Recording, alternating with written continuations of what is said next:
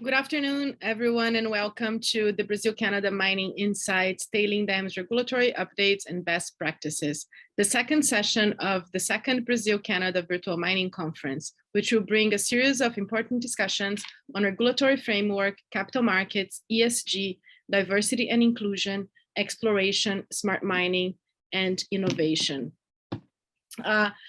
Among others, and it takes place virtually until May 31st in preparation for the 16th Brazil-Canada Conference at PDAC 2022 that will happen in person in Toronto between June 13th and June 15th. I'm Carolina Albernas, CEO at the Brazil-Canada Chamber of Commerce, and I will be your MC today. We hope that you find the content that we share in the next few weeks fruitful and relevant for your business. The platform you're in provides also the opportunity to connect with your peers, colleagues, and professionals from the mining sector from all over the world. Don't be shy. And before or after the event, you can go to the networking tab and check out who else is here online. There's also a matchmaking tool available for you, and meaningful connections can happen online as well. So let's make the best of it. Before we start, I would just like to share a few reminders. The first part of our session will be in Portuguese and the panel discussion will be in English. We're offering simultaneous translations for the whole program, and you can access the English or Portuguese channels by switching the language in the interpreter icon in the bottom right side of your Zoom screen. You'll be able to ask questions to the panelists as the discussions happen, so please use the Q&A box in the Zoom screen to send questions to our speakers. Questions can be in Portuguese or English, and we can translate if needed. If for some reason we can't answer all the questions during the Q&A session or within the panels, we will revert to you with an answer after the event. We'll start our day today with a fireside chat with Luis Paniagua, Manager of Mining Dam Safety at the Brazilian Mining Agency, ANM, moderated by Paula Azevedo, partner at Sescom Barrier. And after their presentation, we will host a panel discussion on regulatory updates and best practices in tailing dams management in Brazil, safety and environmental, moderated by Julio Neri, Director of Sustainability and Regulatory Affairs at the Brazilian Mining Institute, IBRAM. Our panelists today joining Julio are Charles Dumaresque, Vice President, Science and Environmental Management at MAC, Mining Association of Canada, Beatriz Frontin, Associate Lawyer at BMA Law, José Lazo, Senior Technical Advisor, Technical Advisory Services at Export Development Canada, EDC, and Luciano Santos, Legal Director at Lundin Mining. We'd like to thank you everyone for joining us here today, and we look forward to a great discussion. So for the ones who cannot speak Portuguese, I would recommend that you now switch your channel to English so you can have access to the interpretation. And without further ado, I would like to invite Paula Azevedo and Luis Paniagua to join us here. So Paula, Luis, the stage is yours. Obrigada, Carolina. Bom, boa tarde a todos. Sejam muito bem-vindos ao painel de Regulatory Updates and Best Practice in Tailing Dams Management. É com grande honra que venho aqui ouvir um pouco do Paniagua e discutir sobre esse assunto que me é tão caro e que tem feito parte da minha rotina mais intensamente há quase uma década, em razão da decorrência do assessoramento jurídico nos últimos eventos envolvendo barragens de mineração no Brasil. Estou aqui com o Luis Paniagua, como disse a Carolina, que é o atual gerente de segurança de barragens de mineração da Agência Nacional de Mineração. Paniagua, que posso dizer que é uma das grandes autoridades na matéria de segurança de barragem, tem trabalhado arduamente para a construção de uma regulação que eu posso dizer alicerçada aí em 3 grandes pilares: o legal, o técnico e também o de boas práticas internacionais. Este último, inclusive, constou do rol de instrumentos da nossa Política Nacional de Segurança de Barragens, recém-alterada em 2020. Devo dizer que a nossa regulação, recém-consolidada e atualizada pela agência, foi precedida de uma intensa participação da sociedade e também do setor regulado, que teve a oportunidade de se manifestar por diversas vezes, tanto na tomada de subsídio, nas consultas públicas e nas audiências públicas. Desse modo, acho que posso dizer que essa regulamentação que ora nos debruçamos é de muitos debates. E se Então, é interessante observar que essa regulamentação de segurança de barragens, em nível nacional, no Brasil, embora tão jovem, vez que datada de 2010, posso dizer que ela muito avançou de lá para cá, especialmente em matéria de segurança de barragens de mineração. Rememoro, então, algumas discussões que tivemos em 2015, 16 e 17, a partir da regulamentação vigente à época, aplicada à barragem de mineração, desde a necessidade de estabelecer, então, um sistema onde a agência pudesse receber especificamente informações acerca das barragens de mineração. À época, a ANM, então a agência, se valia de informes por meios de, tanto por e-mails quanto nos processos minerários, ou genericamente, recebendo a partir de um relatório que comportava informações sobre o empreendimento minerário como um todo. Toda essa dinâmica certamente dificultava a fiscalização por parte da ANM. À época, nos idos lá de 2015, discutimos fortemente sobre a necessidade de se estabelecer ali um critério objetivo para a delimitação daquilo que aqui chamamos de uma área de zona de autossalvamento, que é a área logo ajusante da barragem, onde estabelece medidas ali de maior controle para a salvaguardar vidas e meio ambiente. Discutimos intensamente sobre a necessidade de se estabelecer um alerta por meio de sirenes para a população, e iniciamos uma intensa discussão a respeito do risco incrementado em relação às barragens a montante, entre outras inúmeras discussões, e isso tudo impulsionou a ANM a expedir uma revisão de sua regulamentação em 2017. Em 2019, restartamos, então, uma série de discussões, a começar, podemos dizer que a nossa regulamentação chancelou a proibição das barragens a montante, determinando um prazo para a descaracterização de todas as barragens a montante instaladas no território nacional.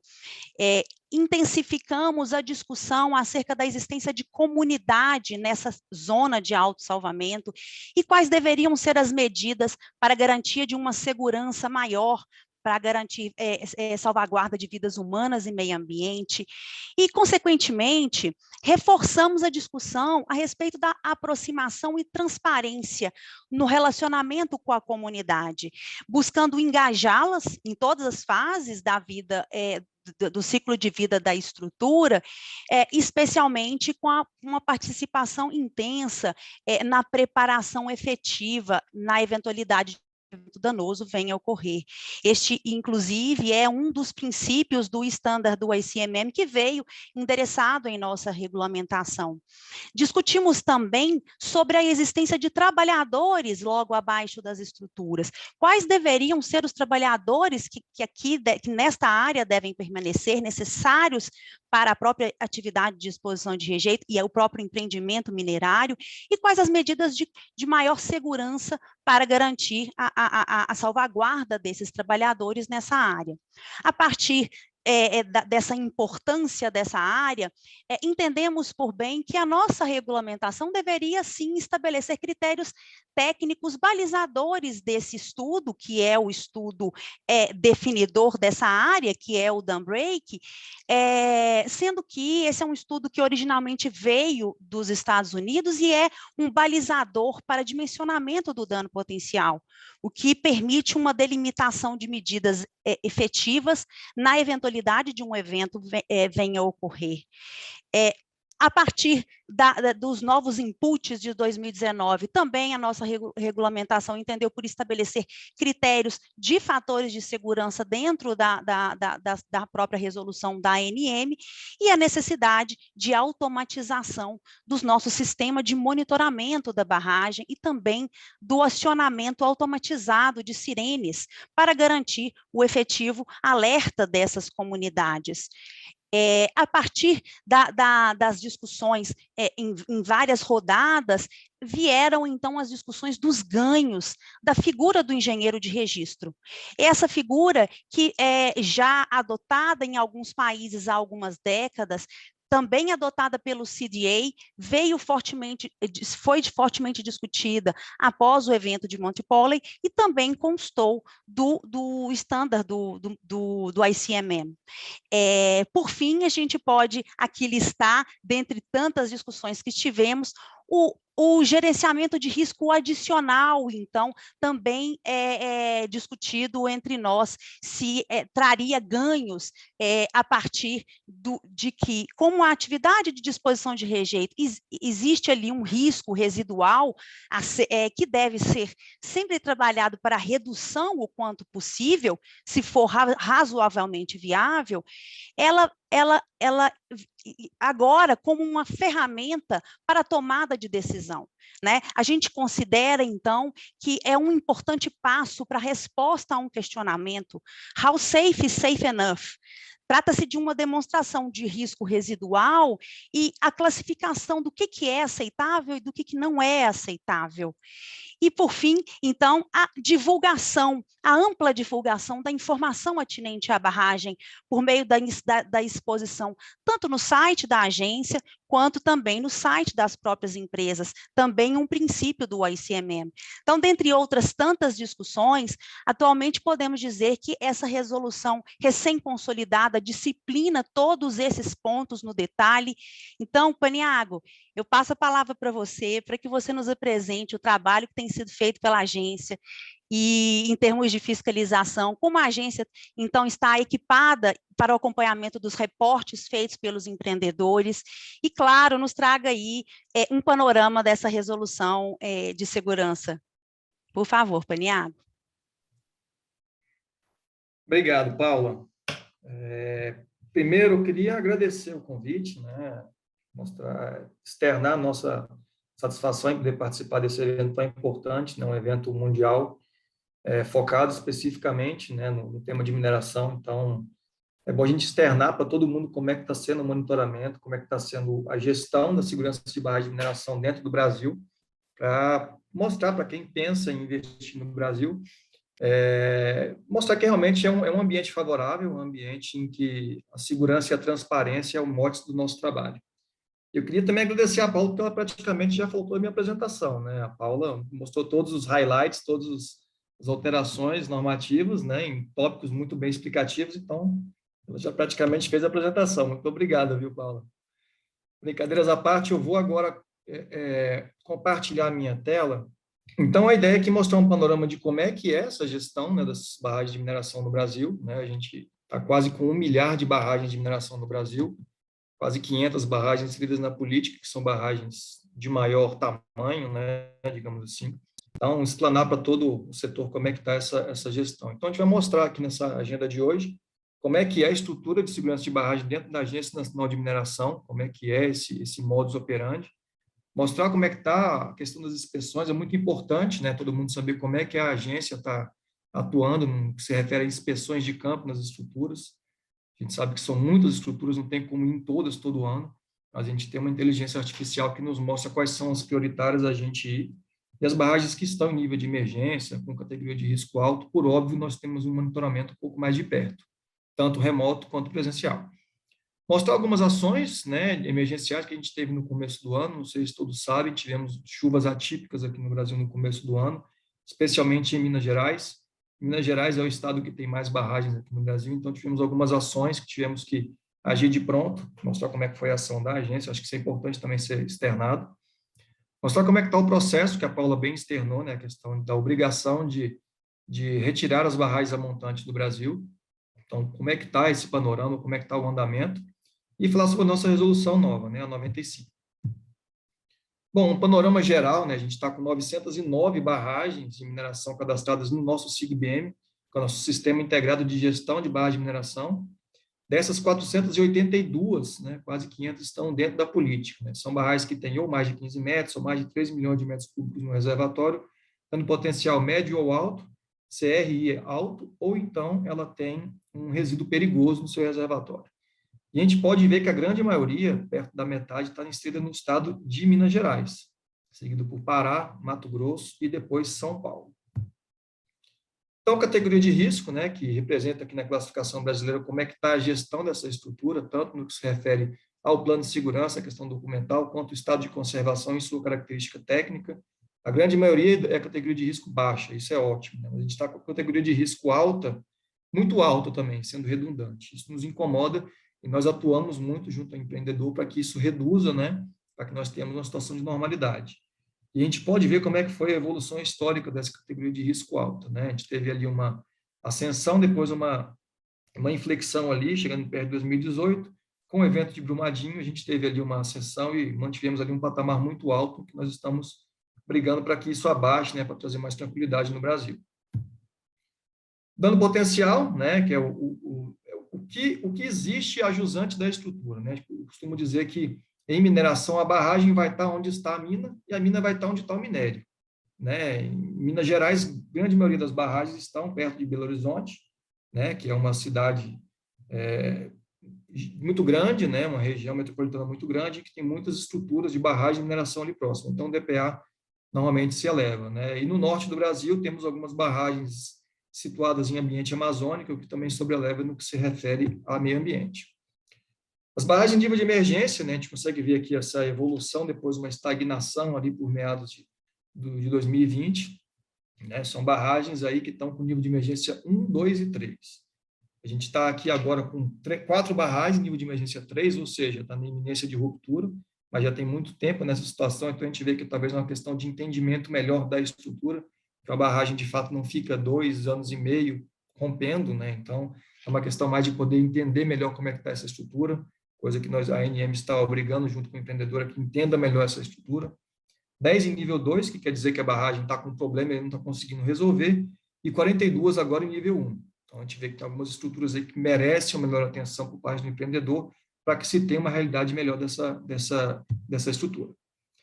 No que se refere às inspeções, né, como eu comentei, esses são os 5 itens que colocam a barragem dentro ou não da Política Nacional de Segurança de Barragens.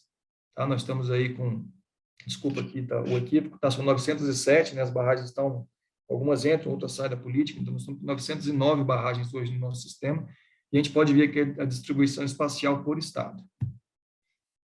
Em relação a inspeções de 2021, né, apesar do estado pandêmico, né, monitorar a barragem, né, de mineração no Brasil é um serviço essencial, é um trabalho que a gente precisa fazer, porque senão a população não fica salvaguardada, e o objetivo da Agência Nacional de Mineração é deixar a nossa população salvaguardada. Então, nós fizemos 322 inspeções em 2021 em 263 barragens. Tá? O que quer dizer essa diferença de números? Né? Quer dizer que a gente foi em 263 estruturas distintas, né, barragens distintas em 2021, e fizemos, né, 15% a mais de inspeções. Né? Existem barragens que estão em nível de emergência 3, 2, em que nós vamos nessa estrutura de 2 em 2 meses, ou se tiver uma anomalia nova, nós vamos de imediato nessa estrutura. Então, existe essa repetição de vistorias na mesma estrutura durante o ano. Isso é natural que ocorra, porque nós temos que estar de olho nas estruturas que nos mostram que estão com um problema um pouco mais sobrelevado. Em 2022, esses são dados de 2 semanas atrás, então não consegui atualizar hoje pela manhã, tivemos outras atribuições, mas já tivemos perto de 80 inspeções já em 2022. Tá? A gente está no final de março, já tivemos 80 inspeções, então nós estamos com uma equipe muito focada em vistoria de campo, temos uma equipe dedicada em monitoramento remoto, o nosso SIGBM, que eu vou mostrar um pouco mais à frente, junto com o nosso dashboard, e nossas equipes de campo estão realmente trabalhando com afinco, sempre são pelo menos duplas, tá? Que vão a campo vistoriar geotécnicos e hidrólogos. Como eu comentei, a gente tem o nosso dashboard, que é o nosso sistema principal, nós recebemos informações do regulado de 15 em 15 dias, ou seja, por ano nós temos 24 reportes do regulado para a agência, tá? Então, pelo menos são 24 reportes que nós recebemos. Então, nós temos todo esse monitoramento remoto. E, ao ir em vistoria, nós também temos esse update de informações no nosso SIGBM que nos gera essa inteligência artificial, inteligência remota, né, para que a gente possa agir em campo. E também temos o dashboard, né, que eu costumo dizer que segurança de barragem, cada segundo vale uma vida, né? Então, se a gente tiver um dashboard que nos mostra que a barragem, ou o empreendedor, ou a equipe em campo, ou qualquer tipo de situação, nos mostra que a barragem chegou em nível de emergência, a gente tem alertas que caem no nosso telefone, no nosso e-mail, nas nossas salas, nossas televisões, nós temos em cada sala de segurança de barragem da ANM no Brasil, em que nós agimos de pronto, mandamos equipe a campo para a gente poder ganhar esse tempo, que é muito importante, como eu comentei. A gente também tem muito enraizado na ANM a questão da publicidade das informações. A gente costuma dizer que informação em segurança de barragem é informação pública. Todo mundo tem direito de saber, porque possivelmente tem pessoas que estão ali muito ajusantes na estrutura e nem sabem que é montante ter uma barragem de mineração. Então, é importante que todos tenham acesso às informações. O nosso SIGBM tem a versão interna e tem a versão externa, que é um espelho dessas informações publicáveis. Então, todo mundo tem acesso a todas as informações just in time. Temos também reportes, que a gente faz reportes trimestrais sobre as barragens que estão em descaracterização, né, para dar esse feedback à população, como é que está esse processo, que é um processo complexo. Também temos reportes mensais de como é que estão as vistorias, ações emergenciais, como é que está a evolução das barragens em nível de emergência para toda a população, são reportes em PDF. E todo ano temos também nosso reporte anual, em que a gente mostra como é que foram as ações do ano anterior. Vou mostrar aqui algumas ações emergenciais que ocorreram em 2022, tá ok? Então, a gente sabe que tivemos muitas chuvas, né, no começo do ano. Eu, por sorte, azar, estava em Belo Horizonte na data do ocorrido, né, estava de férias, então interrompi as férias para poder auxiliar nossa equipe que estava em Minas Gerais. Se a gente vê aqui na parte baixa direita do nosso slide, a gente vê que lá ao fundo existe uma pilha de estéreo que desceu o material que ocupou o espaço do reservatório desse dique lisa, que é um dique que é colocado para realmente decantar o sedimento que desce daquela pilha. Então, é uma barragem com objetivo ambiental, né? Então, decanta, depois essa água sai pelo extravasor e vai para o meio ambiente. Então, esse é o objetivo dessa estrutura. Então, a gente vê que ela conseguiu segurar todo o material dentro do reservatório, porém ela galgou, né? Todo mundo sabe, né, que quando a barragem começa a galgar é uma situação muito complicada, normalmente ela vai romper, mas nós, junto com o empreendedor, fizemos uma ação emergencial, abrimos aqui um extravasor de emergência na ombreira direita, no material in situ, natura, e conseguimos fazer com que essa barragem não rompesse, né, uma barragem muito robusta, então não tivemos um problema majorado nesse caso. Então, o que a gente fez nesse caso? Né? Fomos lá no dia do ocorrido, né, colocamos uma barragem de nível 3, porque ela estava realmente rompendo. No dia seguinte, a gente viu que não estava mais galgando, reduzimos ao nível 2, né, trouxemos uma maior tranquilidade à BR-040, que é uma rodovia que nós temos logo ajusante dessa estrutura, e seguimos acompanhando, tanto com monitoramento a pé, eu digo, de veículos, né, tivemos muitas estradas que foram obstruídas por causa das chuvas, e também utilizamos o helicóptero da Defesa Civil. Tivemos outros casos em outras barragens, né, questão mais de drenagem superficial. A gente sabe que essas situações não são tão perigosas geotecnicamente, mas se não forem tratadas com a emergencialidade que tem que ser tratadas, pode levar a um problema muito sério. Então, nossa equipe também foi nesse campo, tivemos 4 equipes simultâneas em campo, né, com mais equipes que ficavam em campo monitorando junto com o CEMADEM, nosso serviço de meteorologia do Brasil. Essa aqui é uma outra estrutura também, que o canal de cintura não aguentou a quantidade de chuva que caiu naquela região, né? Não tivemos problemas com a estrutura em si, mas ficou muito próximo do barramento da estrutura. O empreendedor de pronto já começou a ter ações emergenciais, a estrutura hoje se mantém preservada. Outro caso também, tivemos essa situação em que parecia ser o início de um pipe, e ao ver em campo não era isso, é uma estrutura que foi feita com o próprio rejeito, então esse é um material que foi feito, o alteamento da barragem, então foi feito ali o saneamento daquela estrutura, hoje ela encontra-se adequadamente corrigida. A descaracterização, né, das barragens a montante, que é uma regra, né, que a ANM colocou a partir da sua resolução 4 de 2019, que virou resolução 13, então tínhamos prazos em 2023, 25 e 27, porém a lei 14.066, uma lei federal, sobrepôs essa resolução da ANM, onde os prazos passaram para o dia 25/2 desse ano, ou seja, um mês atrás. Então, nos casos das empresas que não conseguissem alcançar a descaracterização até esse prazo legal, eles pediram prorrogação à ANM para que a gente possa analisar esse prazo a mais que eles querem para descaracterizar, e a ANM concordando tecnicamente, isso vai ser autorizado e vai ser feito com todo o cuidado dentro do melhor prazo possível. Sabe que a gente não pode colocar um prazo muito apertado, nem um prazo muito delongado. Tem que ser um prazo adequado tecnicamente para que essa estrutura seja realmente descaracterizada. Hoje nós temos 61 estruturas a montante no Brasil, dessas 43 estão em Minas Gerais, tá? São 4 em nível 3, de emergência 3, 6 em nível 2 e 5 em nível 1. Em que fase que estão essas estruturas? Né? 23% estão na questão de projeto executivo, né? Algumas têm questão locacional, questão de licenciamento, então a gente tem alguns obstáculos a serem transpassados. 62% já estão executando essa descaracterização de alguma forma, e 13% já disseram que terminaram a descaracterização, informaram a ANM, e a ANM está em processo de ir a campo para verificar se de fato foi descaracterizado. Então, o prazo, como eu comentei, é até dia 25/2. Deixa eu ver aqui o meu horário para ver se a Paula não briga comigo. Então, estou dentro do prazo. Tinha até dia 25/2 para pedir prorrogação do prazo, né? Daquelas 61 barragens, né? 90% pediram, né? Então, estão adimplentes com legislação.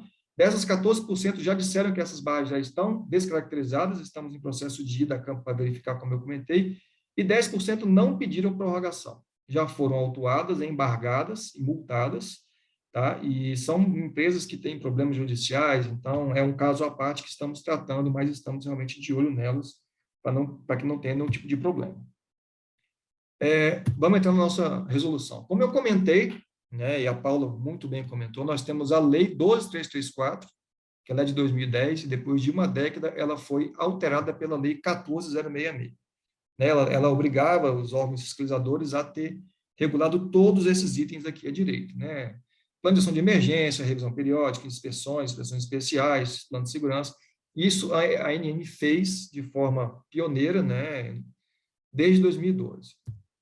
Esse aqui é uma linha do tempo em que a gente mostra as principais regulações, tanto de Minas Gerais quanto no âmbito nacional, no que se refere à legislação de barragem. Então, aqui nos quadradinhos eu coloquei a legislação federal, a ANM, e alguns marcos temporais. Então, a gente pode ver que a lei foi em 2010. Logo em 2012, né, a CNRH publicou sua resolução 143 e 144, que diz respeito a como vai ser a classificação dessas barragens no Brasil. Logo em seguida, no dia seguinte em que publicou essa resolução 143, o então DNPM, né, a ANM antigamente se chamava DNPM, publicou a sua portaria 416, que regulava praticamente tudo, menos o plano de ação de emergência, que nós entendíamos que era um documento específico, seria bom ter um documento à parte.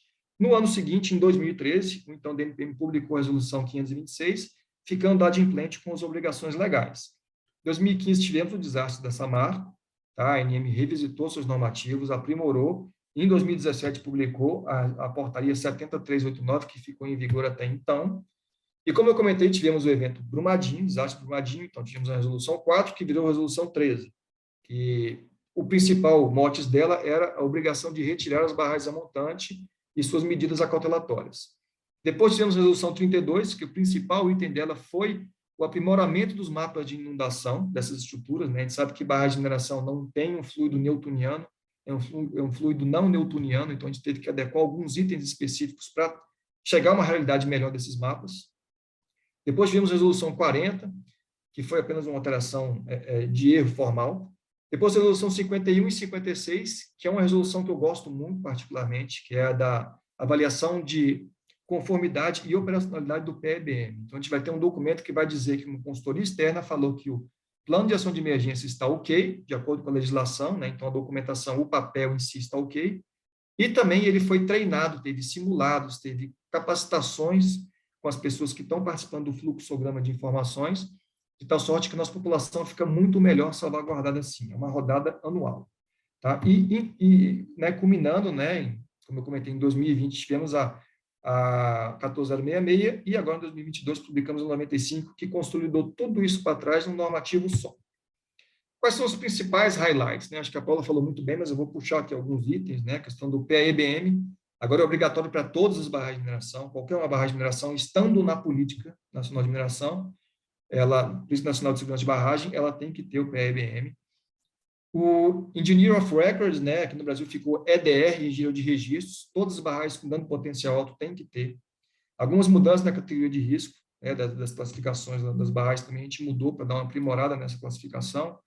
O programa de gestão de risco, muito importante, né, a gente sabe que é um item essencial dentro de barragens muito grandes, então a gente obrigou que se tenha barragens com DPA alto.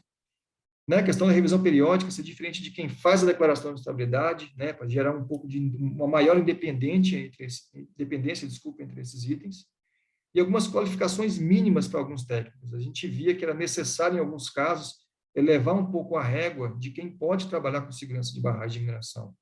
É um tema muito delicado, em que a gente precisa de ter uma segurança de que os documentos que se chegam à agência vieram com a qualidade necessária. Tá? Um dos itens mais importantes, né, a questão de entrar em nível de alerta agora e emergência, né, agora, então, como o empreendedor nos informa que tem 2 pontuações 6 no estado de conservação, ou seja, diz que encontrou anomalia e nada fez nessa anomalia durante 2 quinzenas, ou seja, 1 mês, vendo um problema e nada fazendo, já sobe para o nível de alerta. Tá? E também tem esses outros 2 itens, assim, esses 2 outros itens que podem levar ao nível de alerta, né? Como tem uma anomalia, não implica num risco imediato, mas é um problema que tem que ser combatido e não foi combatido. E também, se a ANM entender por bem, pode classificar como nível de alerta. Nível de emergência 1. A gente entende também, né, que colocar fatores de segurança como item para entrar em nível de emergência não é o ideal, mas foi o ideal para a agência poder classificar essas barragens no Brasil. A gente tinha barragens com fatores de segurança muito menores que outras e não estavam classificadas de forma correta. Então, a gente tinha que fazer uma reorganização interna sobre esse item. Então, quando a barragem está em categoria de risco alto, tem pontuação 6 no estado de conservação por 4 vezes, tem pontuação 10 em cada item do estado de conservação, em qualquer um dos itens. E outros itens que estão aqui, não vou ler cada um, porque senão a Paula vai me puxar a orelha daqui a pouquinho. Essas barragens entram no nível de emergência 1. Então, a gente começa a mensurar, colocar uma forma muito mais mensurável quem está nesse nicho e quem não está nesse nicho. Nível 2, né, a barragem que ainda não controlou essa anomalia, ou tem esses fatores aqui de fator de segurança drenado e não drenado de pico, né? Se tiver nesses ranges entre 1.1 e 1.3 e 1 e 1.2, a gente classifica como nível de emergência 2.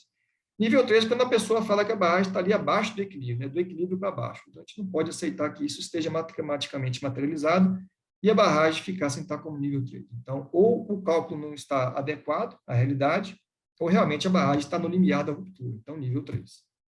Outro item importante, como eu comentei, é a avaliação de conformidade e operacionalidade, que é uma rodada anual, como eu comentei, em que tem simulados, em que a agência consegue ter um melhor monitoramento disso e deixa a população muito melhor salvaguardada. Acho que isso é importantíssimo, né, para o setor. A questão da qualificação técnica, né, poder mandar documentos para a agência em relação à segurança de barragens, tem que ter pelo menos uma especialização, mestrado ou doutorado em segurança de barragens ou geotecnia, né? Acho que isso é muito importante, né, para a gente poder levar um pouco a régua de quem pode mandar esses documentos tão importantes. Processo de gestão de risco, como eu comentei, para todas as barragens, com DPA alto, né, a gente tem ali um prazo para se adequar, por óbvio, né, a gente não pode exigir logo que publica uma resolução, tem prazo até o final do ano para se adequar, e tem vários itens aqui, né, cada empresa vai criar a sua forma e a agência vai verificar essa forma em campo. A questão de tirar a barragem do nosso cadastro, né, você descadastrar uma barragem que já foi descaracterizada, né, quais são as regras? Ou a empresa informa, manda um documento de que o órgão ambiental concorda que a barragem realmente não existe mais, ou manda um documento por uma consultoria externa, mostrando que realmente a estrutura já está descaracterizada, a ANM vai a campo verificar, mas antes de ir a campo, agora tem mais um escudo para a sociedade, né? Tem que existir uma revisão de segunda parte, né? Tem que ter ali um peer review sobre essa estrutura, e essa segunda parte tem que ter pelo menos 5 anos de experiência. Então, a gente vai ter aí 2 consultores, né, dizendo se a estrutura realmente está de acordo ou não com a técnica, com as boas práticas mundiais e com a legislação brasileira, para que a gente possa realmente ter essa barragem do cadastro e desonerar em relação à legislação. Vou correndo aqui, tá, Paula? A questão de comunidades ajusantes, comunidades e trabalhadores, né, a legislação permitiu que tivesse, né, comunidades ajusantes, a barragem pode permanecer se não tiver uma opção locacional para retirá-la ou tirar aquela população que está jusante.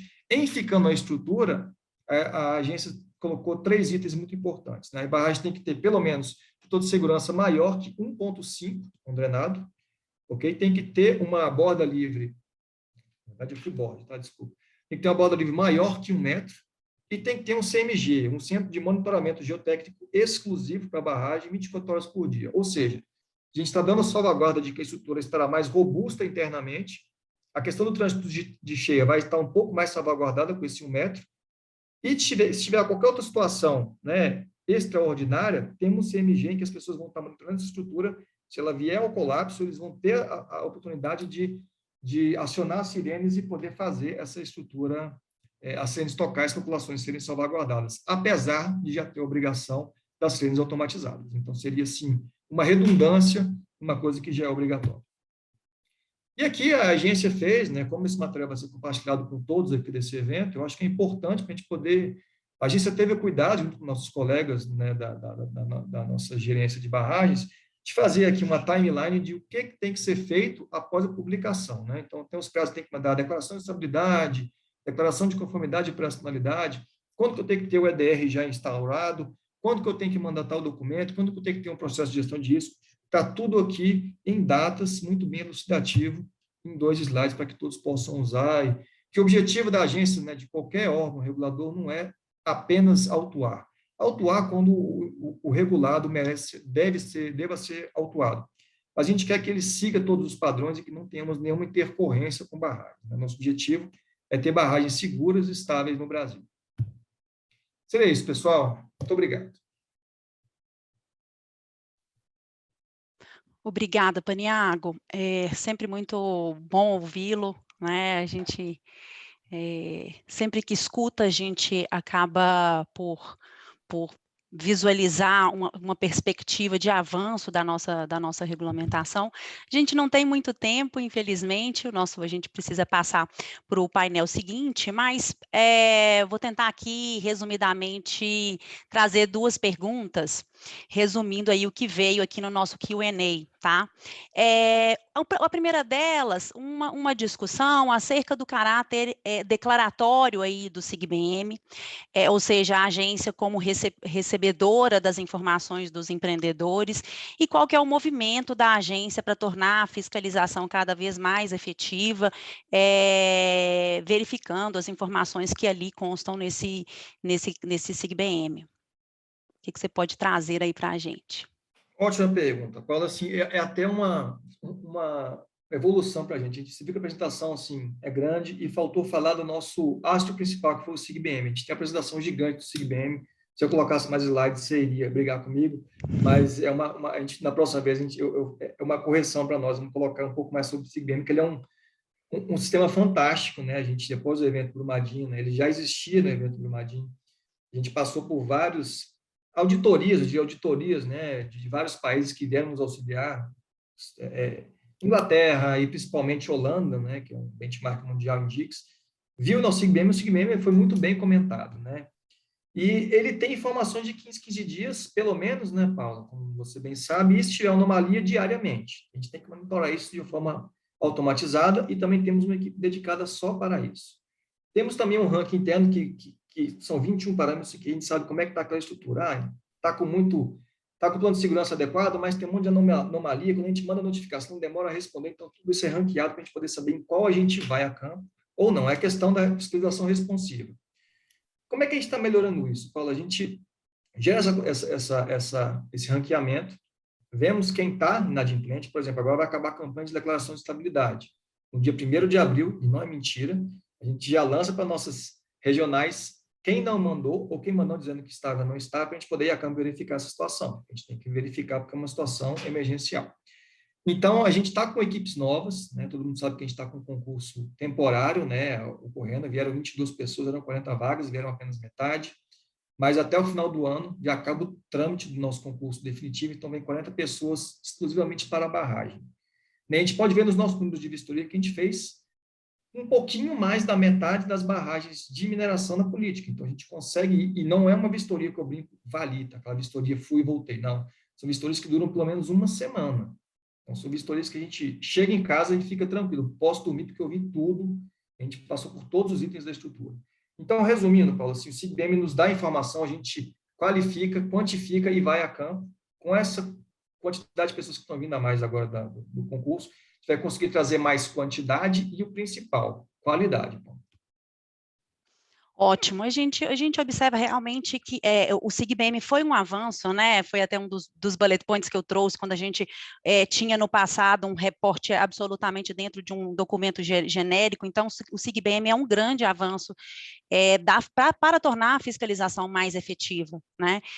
Obviamente que a gente tenha, a partir da nova regulamentação, o próprio engenheiro de registro ali, estabelecendo um filme da estrutura, também como responsável técnico, a gente observa que a nossa regulamentação, ela avança nas discussões de responsabilidade. Então, eu acho que traz essa segurança também para a agência do reporte que está sendo feito lá no SIGBM, né? Então, acho que a partir dali, eu acho que a gente tem, a agência pode ter ali uma maior tranquilidade a respeito da acurácia da informação, né?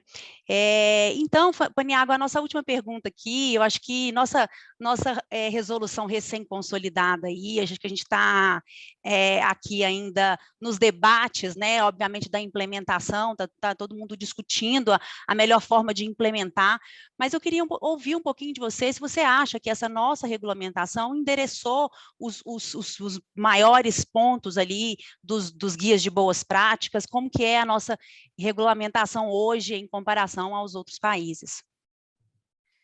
Perfeito, Paulo, ótima pergunta, obrigado. Eu acho que, assim, quem me conhece sabe, assim, a gente não precisa de inventar rodas se existem rodas rodando no mundo muito bem. A gente tem muitas legislações no mundo que dão certo, que são fantásticas. Temos vários guias de boas práticas, vários guidelines, vários normativos, no Canadá principalmente, Austrália, Estados Unidos, Europa. Então, assim, a gente tem muita coisa boa acontecendo no mundo. Claro que existem essas situações das barragens a montante no Brasil, que está todo mundo voltando a discutir a questão da liquefação, mas a gente sempre teve o cuidado de sempre ter uma transparência muito grande quando vai elaborar um normativo, que ele afeta muitas pessoas, tanto o regulado quanto a agência, mas principalmente quem não tem nada a ver com o processo, que são as pessoas que estão logo ajusantes. Então, a gente tem que fazer uma coisa muito bem discutida com toda a sociedade, não só regulado, consultorias, mas assim, sociedade civil participa, todo mundo tem que ser parte dessa discussão. A gente passou por 6 fases, né, Paulo? Foi consulta pública, audiência pública, muita coisa. Dá trabalho? Dá. Foi um ano? Sim, foi um ano. A gente fala um ano perdido. Não foi um ano perdido, foi um ano ganho. A gente conseguiu trazer um normativo muito seguro, que a gente trouxe segurança regulatória para o Brasil, para que os investidores possam vir ao Brasil e ter garantia de que essas barragens de mineração no Brasil são muito bem monitoradas pelo governo brasileiro. Isso é uma certeza que eu posso falar com propriedade. A gente monitora muito bem essa estrutura, sabemos quem são as complicadas, hoje em dia nós temos essa ciência de quem são as complicadas e monitoramos de perto. Tá? O que tem muita dúvida, a gente faz de tudo para que saia a população jusante. A gente faz, todo mundo sabe que existem várias situações em que temos populações que já são evacuadas, então salvaguarda da população, a segurança da população e meio ambiente é o grande mote da agência. E a gente pode ver isso transparecido no nosso normativo, né? A gente revogou todos os documentos anteriores, é bom que se tenha um documento só, né? Botar embaixo do braço um regulamento só para poder saber o que eu tenho que fazer naquele assunto, e sempre usamos as melhores práticas, né? A gente fez muitas reuniões com todo mundo do mundo, né? Discutimos com grandes pessoas, e eu acho que, assim, o que a gente trouxe foram as melhores das melhores práticas mundiais adequadas à realidade brasileira. Então, eu sinto bastante conforto no nosso normativo e vejo um horizonte aí temporal de longo prazo muito tranquilo, né, para o ambiente regulatório de segurança de barragem no Brasil. Muito obrigada, Paniago. Bom ouvi-lo. Carolina, bom, é o que tínhamos por aqui. Passo a palavra a você. Obrigada, Paula. Obrigada, Paniago. Não sei se vocês estão conseguindo me ouvir, que eu coloquei o fone também, então só para confirmar. Thank you, everyone. Thank you, Paula. Thank you, Paniago, for the presentation and to initiate this conversation. So I would like to now invite Júlio, Beatriz, Charles, José, and Luciano to join us for the panel discussion. And again, continue to add your questions to the Q&A box, and they will be addressed during the presentation as well or after the event. So thank you, and Júlio, stage is yours. Okay, thank you. First of all, I'd like to thank the Brazil-Canada Chamber of Commerce for the invitation to participate in this panel. And also thanks to our colleagues that we are sharing the stage now. Charles Dumaresque from the Mining Association of Canada. He will bring us the perspective on how the tailings dam are managed in Canada. Jose Lasso will bring the perspective of the lender. He belongs to the ADC, Advisory Service. Beatriz Paulo de Frontem from BMA Advogados, that will talk about the reuse of tailings and the environmental impact. And Luciano Santos from Lundin Mining, who will talk about the perspective of one company, mining company. I'd like to talk a little bit about this panel, right? We will have lots of subjects, right? We have to stress the number of the regulations we have in Brazil since 2015, right? There is a lots of regulation. Paniagua did a very good presentation. He's a very competent guy. And he brings us the position of the government in Brazil. And we can tell you that we have almost the same standards that we have worldwide. We know the protocols of the TSM that Charles will talk about. We know the GISTM. We know many standards from the ICode and also the CDA. And we can say that we are in the, let's say, in the first row of the presentations when we talk about the legislation in Brazil. We have a very demanding legislation, and we hope that will help us to achieve the goal of the GISTM of zero harm in terms of environment and in terms of human harms. We will talk about other subjects, and I want to call Charles Dumaresque. He is our partner because IBRAN is working to implement the TSM in Brazil, right? And I will give the word to Charles to make his presentation. Thank you, Charles. Obrigado, Julio. E boa tarde. Hello, everyone. Thank you. I will just set up my share screen. Well, thank you. I guess the obvious question, why are we here? And this is from the Mount Poly failure in Canada in 2014 that's already been mentioned. And also a photo of the failure at San Marco in Brazil in 2015. So obviously, being able to prevent failures of this nature is part of why we're here. But this is a river in Canada that has been impacted by the past by acidic drainage from an abandoned copper mine. So I put this in to remind us that when we're trying to work towards our objective, which for MAC is to work towards an objective of minimizing harm, that we want to make sure that we keep in sight both the physical and the chemical risks that can be associated with tailings facilities. So certainly as part of aiming for a goal of minimizing harm, want to see zero catastrophic failures of tailings facilities, but also see no significant adverse effects on the environment or human health, like that example of acidic drainage. So a question really before getting into the heart of the presentation is, why do tailings facilities fail? And whether those failures are physical or chemical, and I would consider that photo of acidic drainage to be an example of a failure, very different than what happened at Brumadinho or San Marco, obviously, but it's still a failure.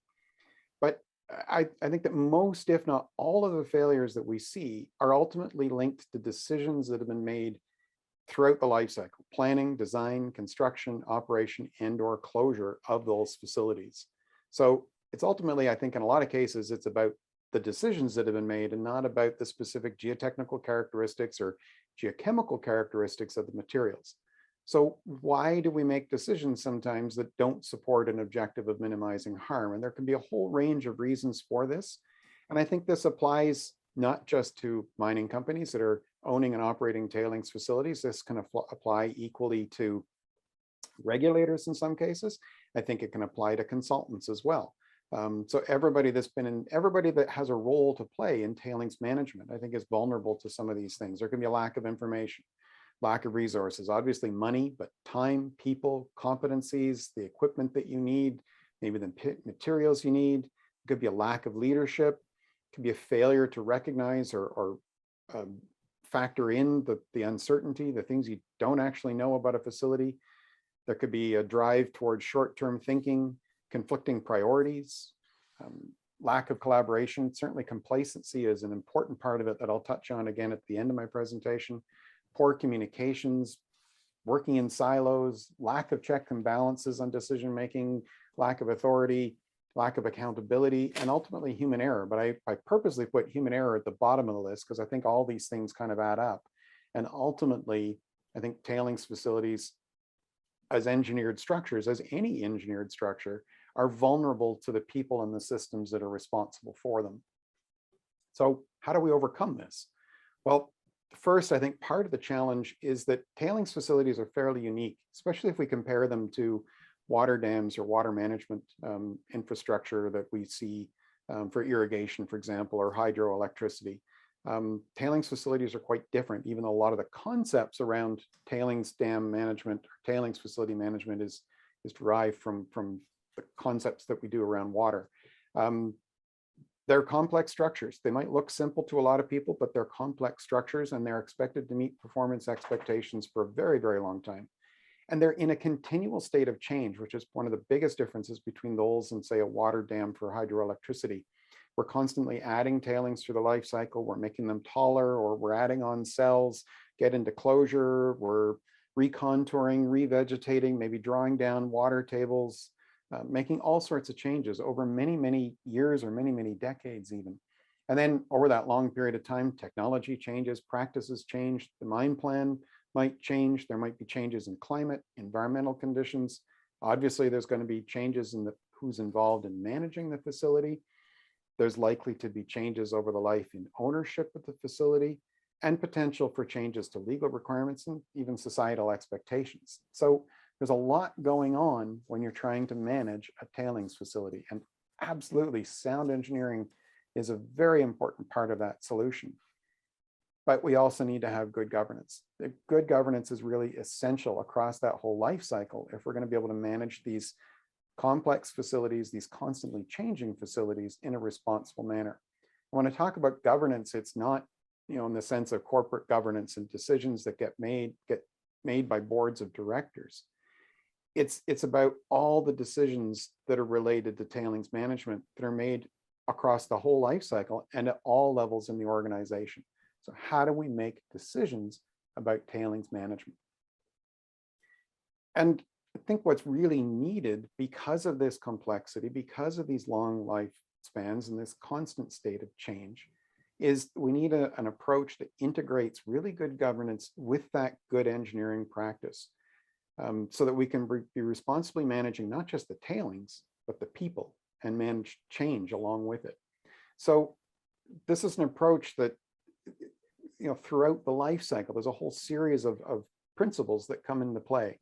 Having corporate accountability and commitment, having a management systems kind of approach, integrating community engagement into that, having a risk-informed approach, best engineering practice to make sure that good engineering comes into play, effective planning and design, which is also critical from an engineering perspective, integrated mine planning and operation, designing and operating for closure, having that end goal in mind, operation, maintenance, and surveillance, how you do things on a day-to-day basis, and then assurance. I don't have time to get into all of these. Happy to address some of them in the questions later, but I want to focus on two of them. And one is the corporate accountability and commitment, because it's really important that accountability for tailings management rests at the highest level in the company.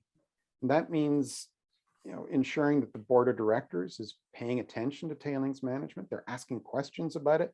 They have some awareness of what the risks are, and then assigning accountability for tailings management to an executive officer.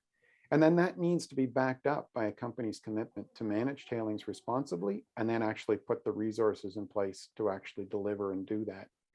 And I think it's really important that boards and executives be providing leadership to help ensure that objectives for responsible tailings management are being met and aren't being compromised by short-term operational or financial decisions. So it's more than just making sure that your senior management and your board knows what's going on.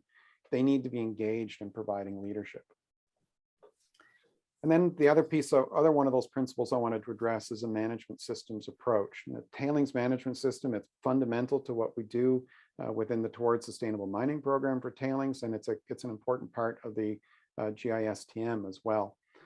And a tailings management system, it's a mechanism to integrate all the people, the resources, the processes, the practices, everything we do around tailings management to improve performance, reduce risk, and drive continual improvement. So I really see it as kind of an umbrella under which all the planning and implementation of all those activities is integrated. Like all management systems processes, it follows a plan, do, check, act cycle that gets repeated through the life cycle. So it's going to look different if you're doing a plan, do, check, act when you're just at the planning phase of a new facility that hasn't even been built yet, versus what that's going to look like when you get into the operations phase or into closure phase. That plan, do, check, act, and the activities that go with it are going to evolve with the life cycle, but it's relevant throughout the life cycle of a facility. And I think that act element at the end is really the one that's key to continual improvement and driving continual improvement, because a key part of that is developing and implementing action plans that are going to address any gaps or weaknesses that you've identified, address anticipated changes. You're doing a good job of proactively managing change, and then addressing opportunities for continual improvement.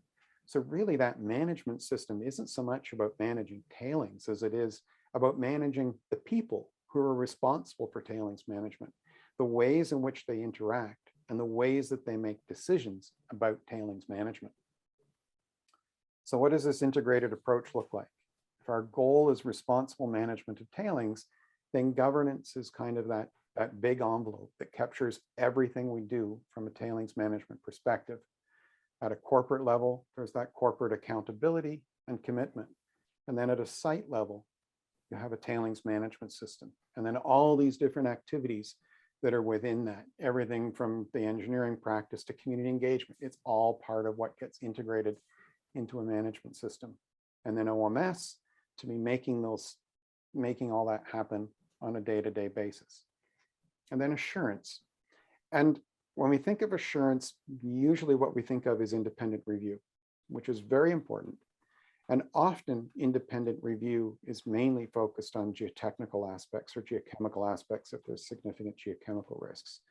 But the assurance circle in this figure comes outside governance, because assurance needs to be thinking about the governance structures as well. That could be part of independent review. It could be a separate governance review. But as part of that assurance of getting that third-party independent perspective, it's important to have somebody looking at how you're making decisions and those governance structures that you have in place. But then beyond all that, the tailings facility is within that larger site and within that larger company. So then you have to figure out integration with the site-wide policies, the systems, practices, and processes. So moving on to what MAC's been doing, we've been involved in tailings management since the 1990s. We released our first version of the MAC Tailings Guide in 1998. 2003, we followed that up with a guide for developing site-specific operation maintenance and surveillance manuals. And then we released in 2004 the Tailings Management Protocol, which is a tool to measure performance in the implementation of management systems and OMS manuals. Then in 2014, we saw the failure at Mount Polley in British Columbia, and that led to a full comprehensive independent and internal review of all of our requirements and guidance, which led to very comprehensive updates that were released in 2017 and then further updates in 2019. And then we've had more updates in 2021 in response to the release of the Global Industry Standard on Tailings Management to strengthen our alignment with some of the requirements in the GISTM. And MAC launched the Towards Sustainable Mining program in 2004, and tailings has been a key part of that. And as TSM has continued to improve, the tailings component has continued to improve, but it remains key. And that program, as Julio mentioned, that's been adopted by Brazil. It's also been adopted now by industry associations in Finland, in Argentina, in Botswana, the Philippines, Spain, Norway, Argentina, or Australia, and Colombia. With respect to the TSM requirements and guidance for tailings management, the tailings management protocol measures performance in 5 key areas. And you'll see that there's good alignment here with those principles I've already described.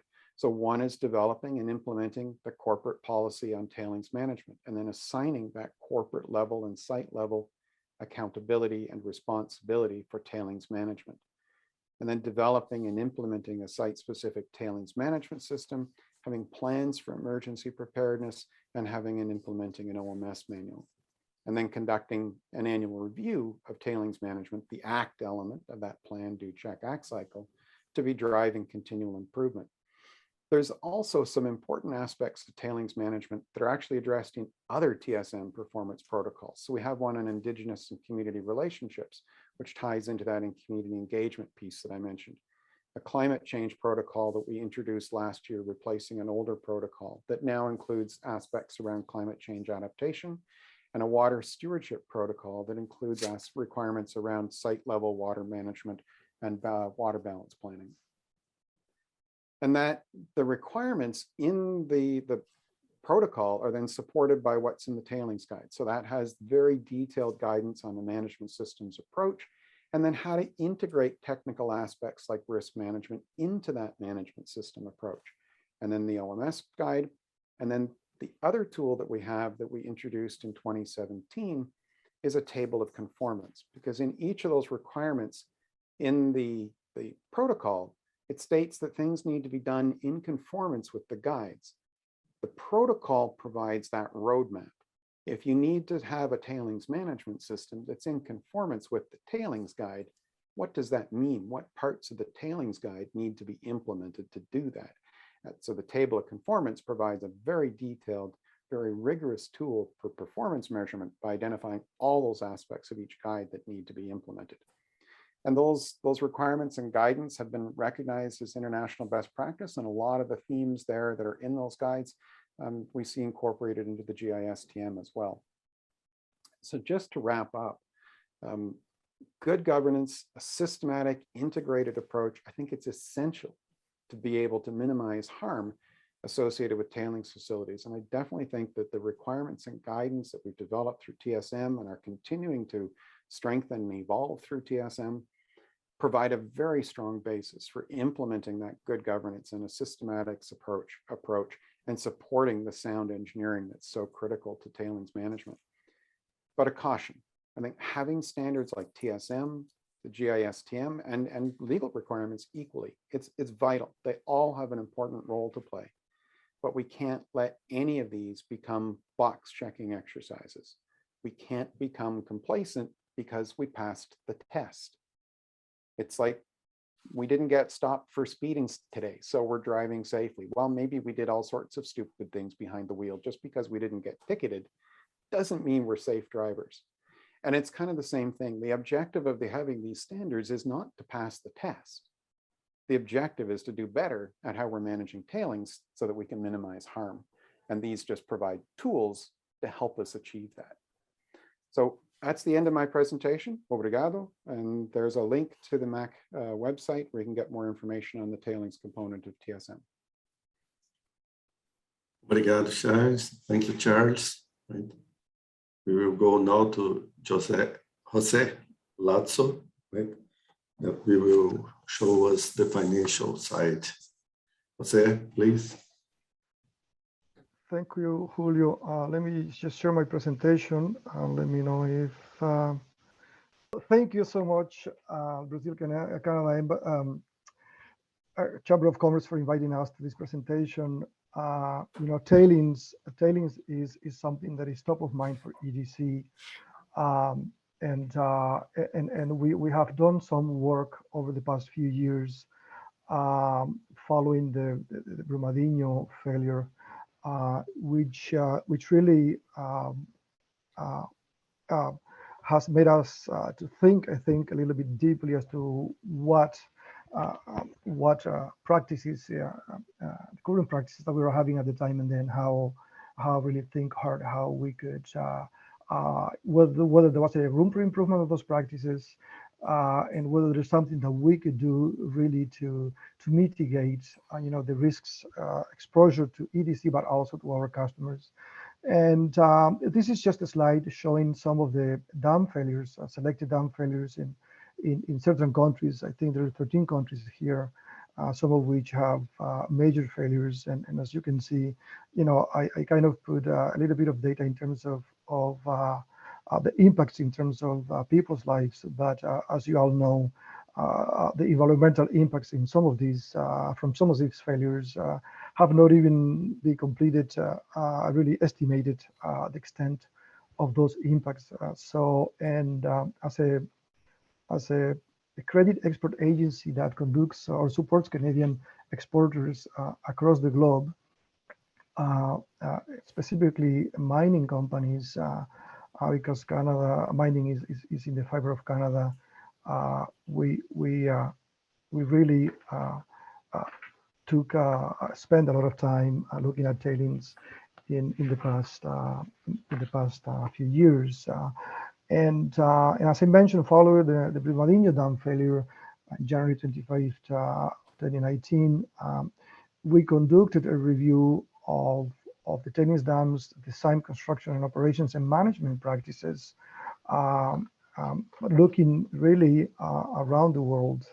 And by the fall of that year, 2019, we had developed the Mine Tailings Technical Risk Assessment Guidelines, which is an internal process applicable to transactions related to companies who own or operate tailings dams.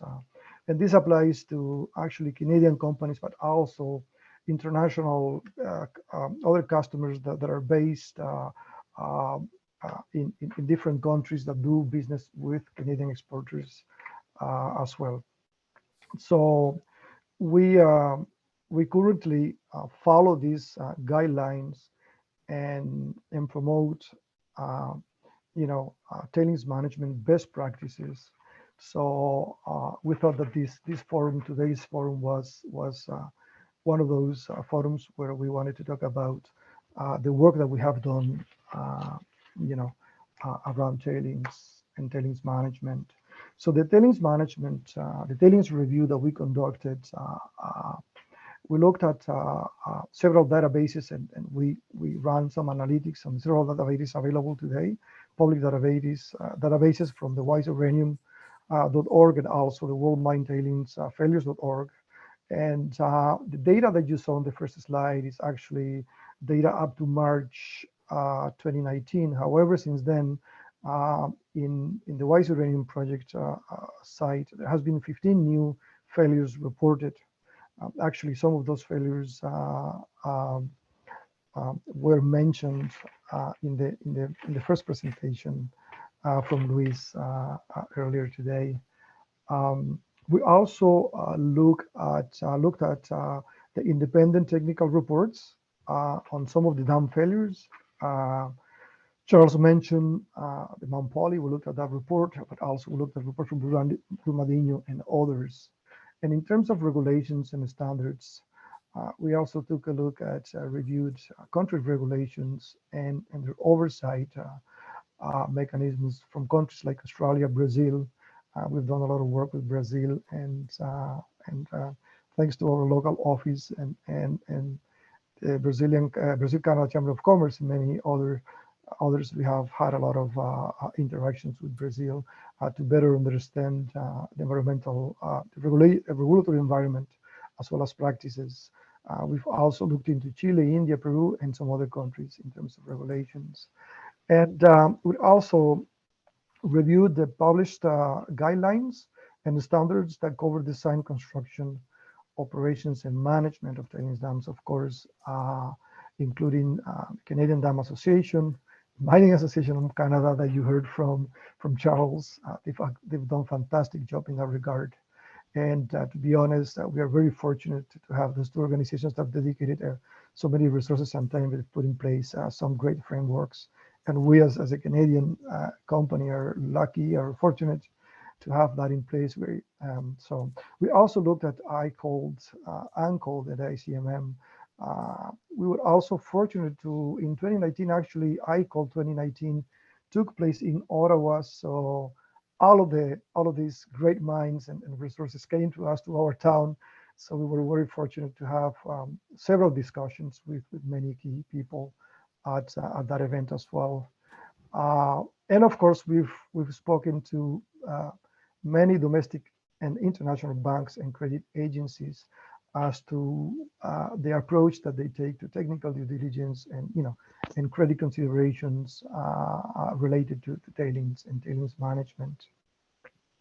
So what we found, just a summary of our findings, and I think that's Charles, in Charles' presentation, he mentioned some of the failure causes of these tailings dams, but of course our findings is that these failures come with severe consequences, and of course that there are many contributing factors, but governance and accountability are one of those key factors that contribute to failures.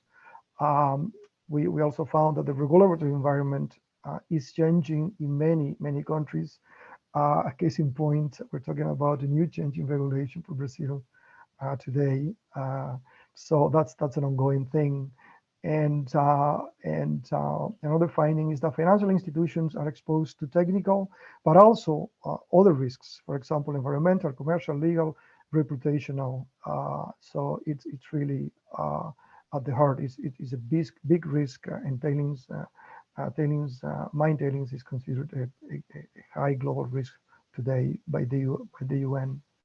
So a fifth finding that is not listed here is perhaps one of the most important, is that we needed to basically improve upon our own practices and bring in some elements into certain areas that perhaps we were doing well in project financing when it comes to technical due diligence and tailings, but maybe for other products that we offered, to our customers, maybe our practices were not as great. So our group came up with a risk-based approach to technical risk assessments and mitigation. We call it internally tailings reviews, and we basically presented this to our senior management, and it got the blessing from them, and we adopted it, and now we conduct these tailings reviews. So what's our approach to those tailings reviews? We basically focus on 4 key areas. We look at company policy, management, and accountability, which is one of the key points that Charles mentioned earlier. But we also look at the host country regulations and their regulatory oversight. I think that is important, and some people already noted during these presentations that it's important to have regulations, but also to understand how these regulations have been applied, and how how regulatory compliance is performed as well. On the purely technical elements of our review, we look at independent tailings review reports. For dams classified as very high or extreme, this is according to CDA consequence guidelines, or equivalent. But I should mention that our focus is although we put a focus on very high and extreme, we also look at other types of or other dams, other classifications, high, for example, depending on the dam's characteristics. So it's a case by case. Basically, we make this determination. And the fourth aspect that we look at is independent tailings review reports for dams that have been reported to have stability issues. So and then our risk assessment is recorded. We provide to internal groups with the risk mitigation, with the risk assessment, and a risk mitigation recommendations, which are typically time specific. So Charles mentioned about commitment, and what we're looking for here is if we find gaps in the companies, in our clients' tailings management practices, then we ask them to commit to certain actions. And I should say that these recommendations are guided by international best practices. So CDA, MAC, ITRBs, whatever recommendations come from the different ITRBs, Independent Tailings Review Boards, and also the new GISTM, the Global Industry Standard on Tailings Management. And just to complement that approach, we do monitoring. We not only ask these companies to commit, but we also monitoring. And some of the tools that we have to monitor this, the application of these practices is via information type reporting covenants. We're warranted also by affirmative covenants. For example, if a company does not have an engineer of record, we might ask the company to bring in to enlist an engineer of record. So those are some of the things. Of course, we update the tailings reviews when changes are reported, and some of those changes sometimes get captured through information reporting covenants, or the company provides those changes to us, those updates to us. So as final thoughts, and I'd just like to say that financial institutions are really being more pragmatic about mine tailings risk management. We see it on a daily basis now when we engage with customers on transactions. We see that banks, financial institutions are asking more questions about tailings management. We do, for example, when we work on project financing or other types of transactions, we really prepare our questionnaire on those 4 key areas that I mentioned earlier, and we submit it to the client, and we have a conversation, a discussion about this, about tailings management, and not only with the client, but also with other banks that may be part of the bank group working on certain transactions. So we do this, I guess, on a proactive basis, and so EDC incorporates and further promotes the adoption of international best practices in tailings dam. And of course, I mentioned already these organizations and equivalents. And so we do that through our direct engagements, but also, as I mentioned before, through we put some meat on the bone by asking customers to commit to those, through our instruments that we provide. And it is encouraging to see that countries like Brazil and mining companies are also committing to improving their tailings management practices. But I should say that we need to keep up with this effort, with this type of conferences that you put today, and we need to keep doing the drum beat, because believe it or not, I encountered a country that today they do design based on 1995 regulations. So the year 1995 that is. So as you can see, there are some countries out there that are still quite behind. Not even best practice, but not even current practices. So it is top of mind, and I just wanted to thank again the Brazil-Canada Embassy for having us, and all of the panelists. Thank you.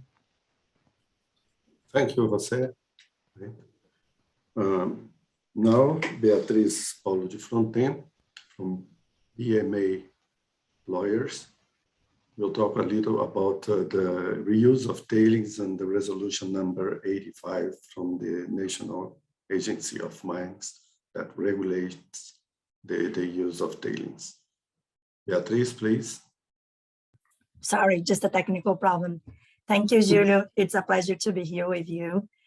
My voice is a little hoarse today, so I'll make myself clear. Let me just share my screen with you. Let me know.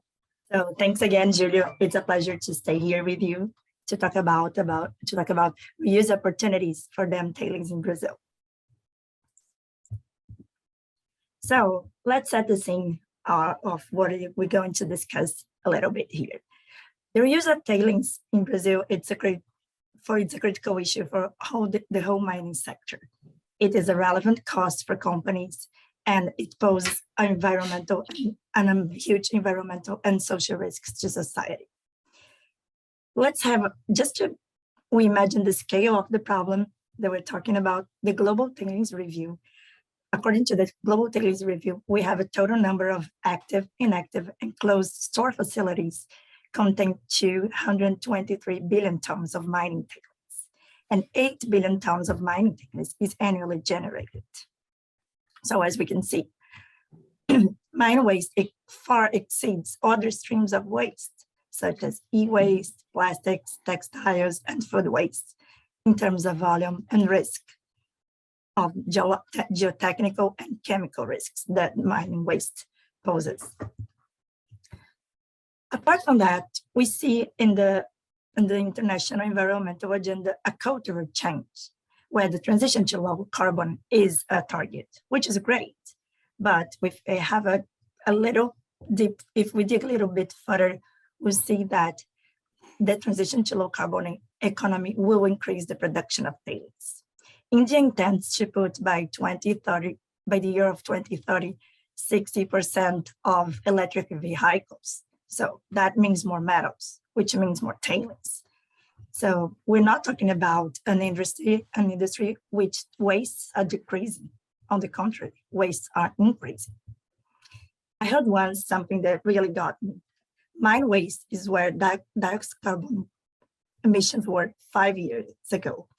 So we have this great opportunity to change the global conversation and to see mine tailings reuse as a significant, valuable business that also meets circular economy targets. We see some projects on tailing reuse on construction, housing, agriculture, and that's where legislation and regulators can really make a difference, adding new practice to the valorization of mine waste as a product and giving legal certainty to investments in the reuse of tailings.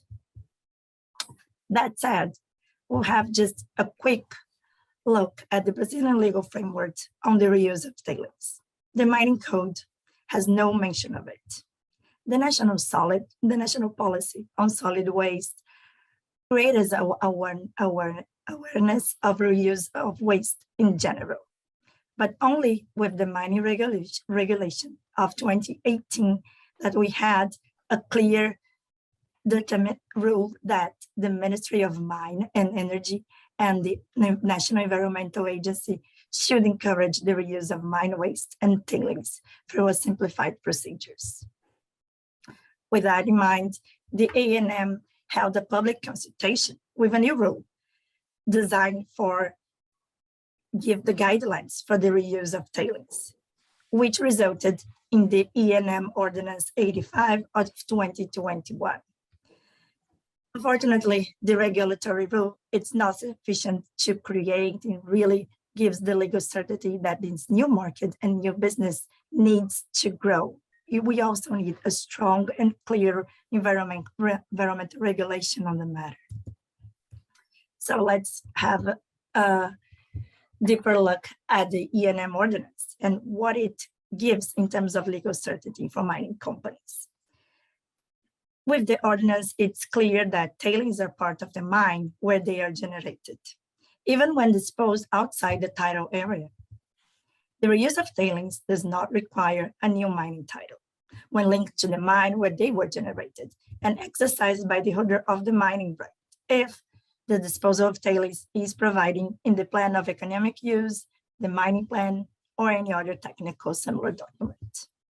And also if data on tailings are updated in the annual mining report, making all the information of tailings transparent to the agency.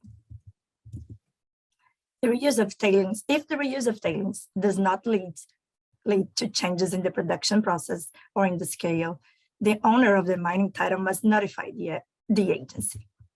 If the reuse of tailings change the way of or quantity of mining, the owner of the mining title must update the technical documents.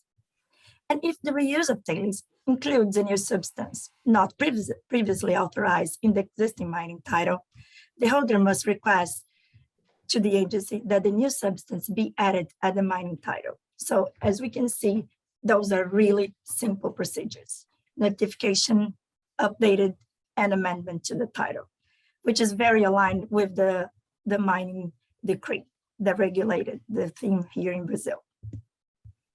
But as I said before, the regulatory framework, it's not sufficient to really give the legal certainty that investments, mining companies, and investors need to really make this market grow. The reuse is not usually set forth in the environmental permit that allows mining activity. So mining companies will have to apply for new permits or amendments to existing permits. That said, here in Brazil, states have the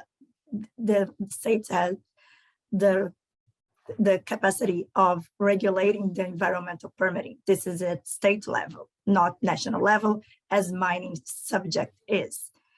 Just to illustrate how the state of Minas Gerais deals with this thing. When we have, as Paniagua said at the beginning of all this session, we have far over 40 dams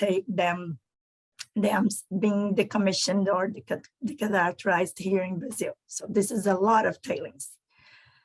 If we have the reuse of tailings from the commissioned upstream dams, it is required a complex environmental permitting procedure with an environmental assessment and public hearings to take place.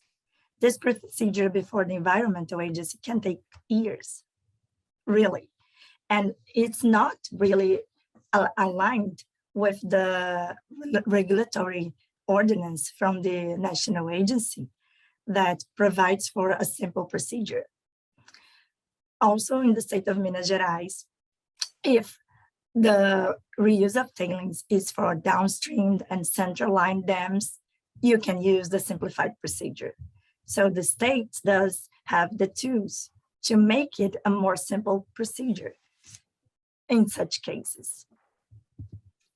So environmental regulations should follow the A&M example and set forth simplified procedures for allowing the reuse of tailings. That's the big message here. If this is a market that we need, that we want to grow, we need to have clear procedures, clear rules, and expedited rules also. Just finishing right now, this was a really, really quick chat, but to get to the point, we see that Brazil is very, very aligned with international trends on mine waste.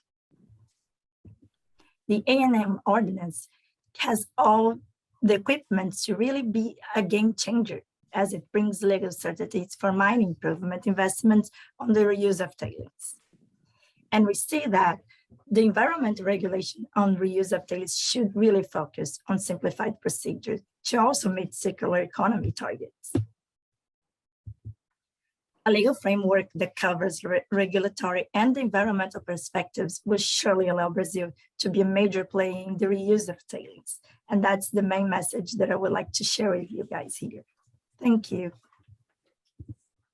Thank you, Beatriz. Right now, we will hear the side of the mining companies. Luciano, please. First of all, thank you all. Thank you. Thanks to the BCCC and to Carolina for putting this together. Thanks, Paula. We always rely on your sound advice. Paniagua, thanks for your usual availability and for being so upfront with us. We need it. And thanks, Julio, Charles, and Beatriz. Nice to meet you all. Even though remotely, I certainly learned a lot from your presentations. I'm just going to try to give a quick presentation or on the practical side of these recent resolutions. First of all, let me talk a little bit about London Mining. We're a Canada-based company. Maracá is our legal entity in Brazil. We also have operations in Portugal, the United States, Chile, Sweden, and Argentina. We're on the verge of having operations in Argentina. We have acquired a company there. We have had a signing, not yet a closure, but we're confident that everything's going to be fine. Our mine in Brazil is called Chapada. We are located in Goiás. If you recall Paniago's presentation, there was a map there that showed there's 10 tailings dams in the state of Goiás. We're one of them. We mine copper and gold in Goiás. We're fully owned by London Mining Corporation. The Chapada mine has been operational since 2007. It formerly belonged to Yamana, which is another Canadian mining company. It was acquired by London in 2019. Our last year's production was 52 million tons of copper, approximately 75,000 ounces of gold. We have a head count of about 2,000 employees. About our tailings dam, we are the second largest operational tailings dam in Brazil. There are two that are bigger than ours. One of them is not operational yet anymore. We expect that ours will be bigger than that one in about 4 to 5 years. We are neither upstream or downstream raised. We are center-lined, and that has been on continuous construction since 2007. It is really 24/7. Our PABM, which is our emergency plan, is fully compliant. We have our ACO works in progress. ACO is a mechanism to test the emergency plan that I just mentioned. We expect to conclude it in about 3 months. We have performed a number of simulated exercises with the community, all with excellent remarks from those stakeholders. I should say that our ZAS, which is our zone of self-survivor, it covers no urban areas and has only a few farms that would be affected in case of a breach. And our risk management is in progress, and I should say on track. A few of our best practices, we have a legal compliance management system, which means everyone's involved. Legal works side by side with the operation, with the environmental team, with the stakeholders, and we are both inside and outside audited. We have performed legal compliance auditors. We always involve an independent specialist, and also the legal team follows up. We make a point of always participating in A&M public hearings. We feel that it's not only important to have our voice heard, but it's a learning experience. We have developed a strong tailings policy according to global standards, and we have a well-designed governance. It involves our board and our engineer. So everybody's got skin in the game here. We have an independent technical review board, and we have appointed an engineer of records. Also, on using Beatrice's presentation as a segue, we are working on using our tailings, should I say reusing our tailings as material for construction, for bricks, and for agriculture. It would be, and we're confident that it will be, a fertilizing booster.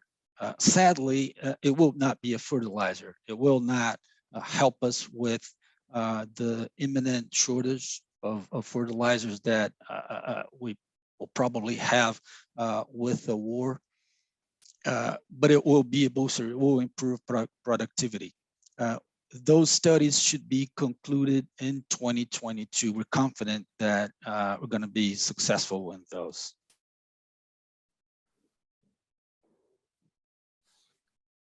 I should talk about our monitoring center.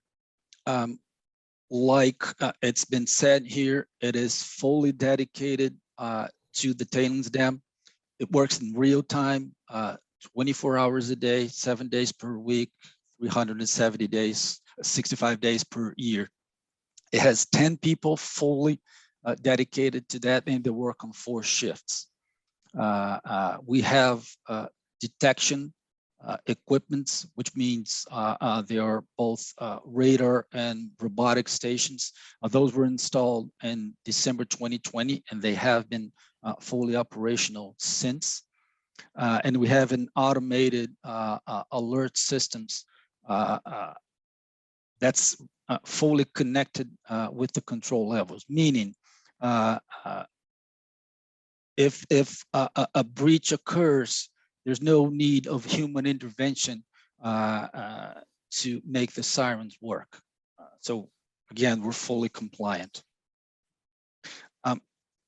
Speaking a little bit about the recent resolution, this is a timeline of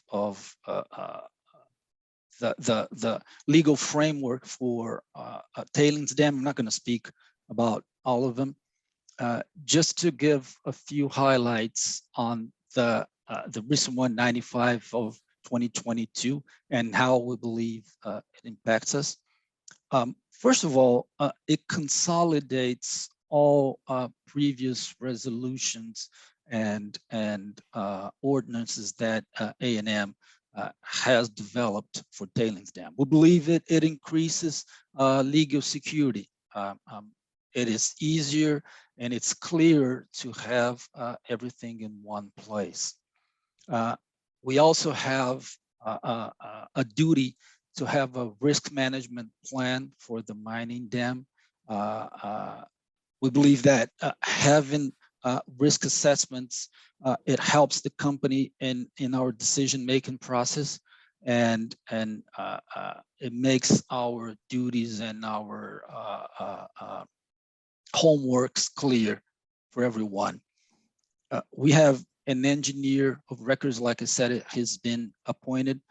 We believe that having an independent third party here that's able to support the operation and recommend procedures, and that's also has some skin in the game. That person is also liable for any breaches or any occurrences here. We believe that is a best practice, and it should be applicable not only here but everywhere.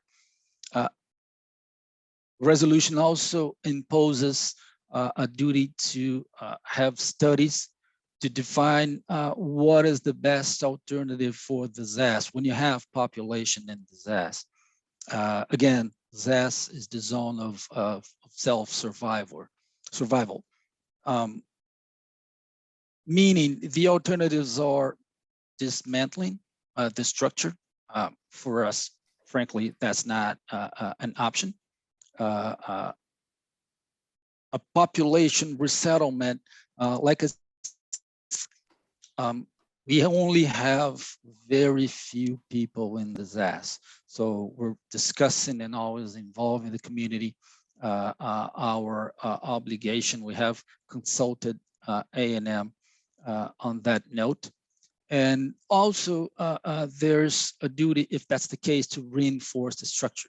I should say that our risk level, as explained by Luis Paniagua before, our risk level is low, but that doesn't exempt us from always improving our structure, and we do that on a consistent basis.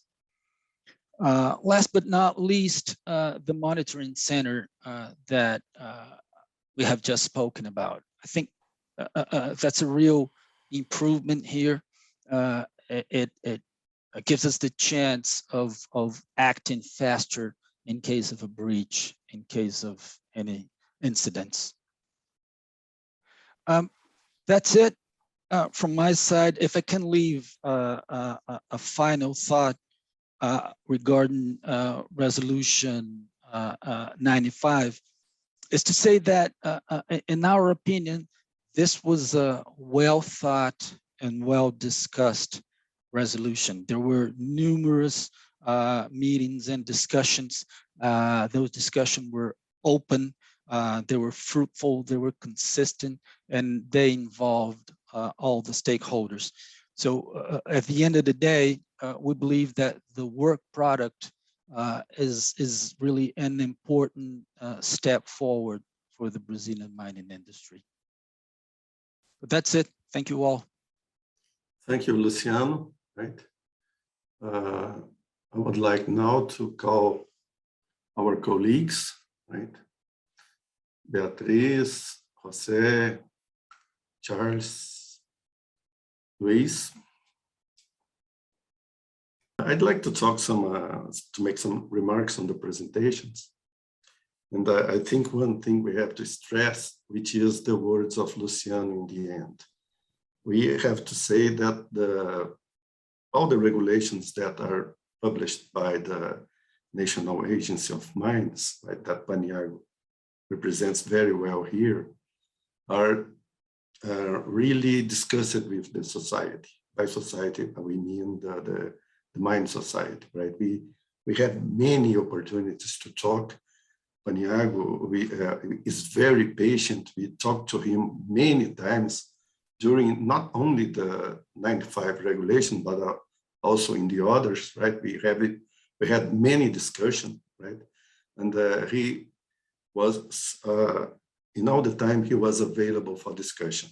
So we have to thank Paniagua for the transparency that he has on managing the tailings dam safety in Brazil, right? We also have to say that we have a very modern legislation that we believe will help us on minimizing the harm, as Charles said.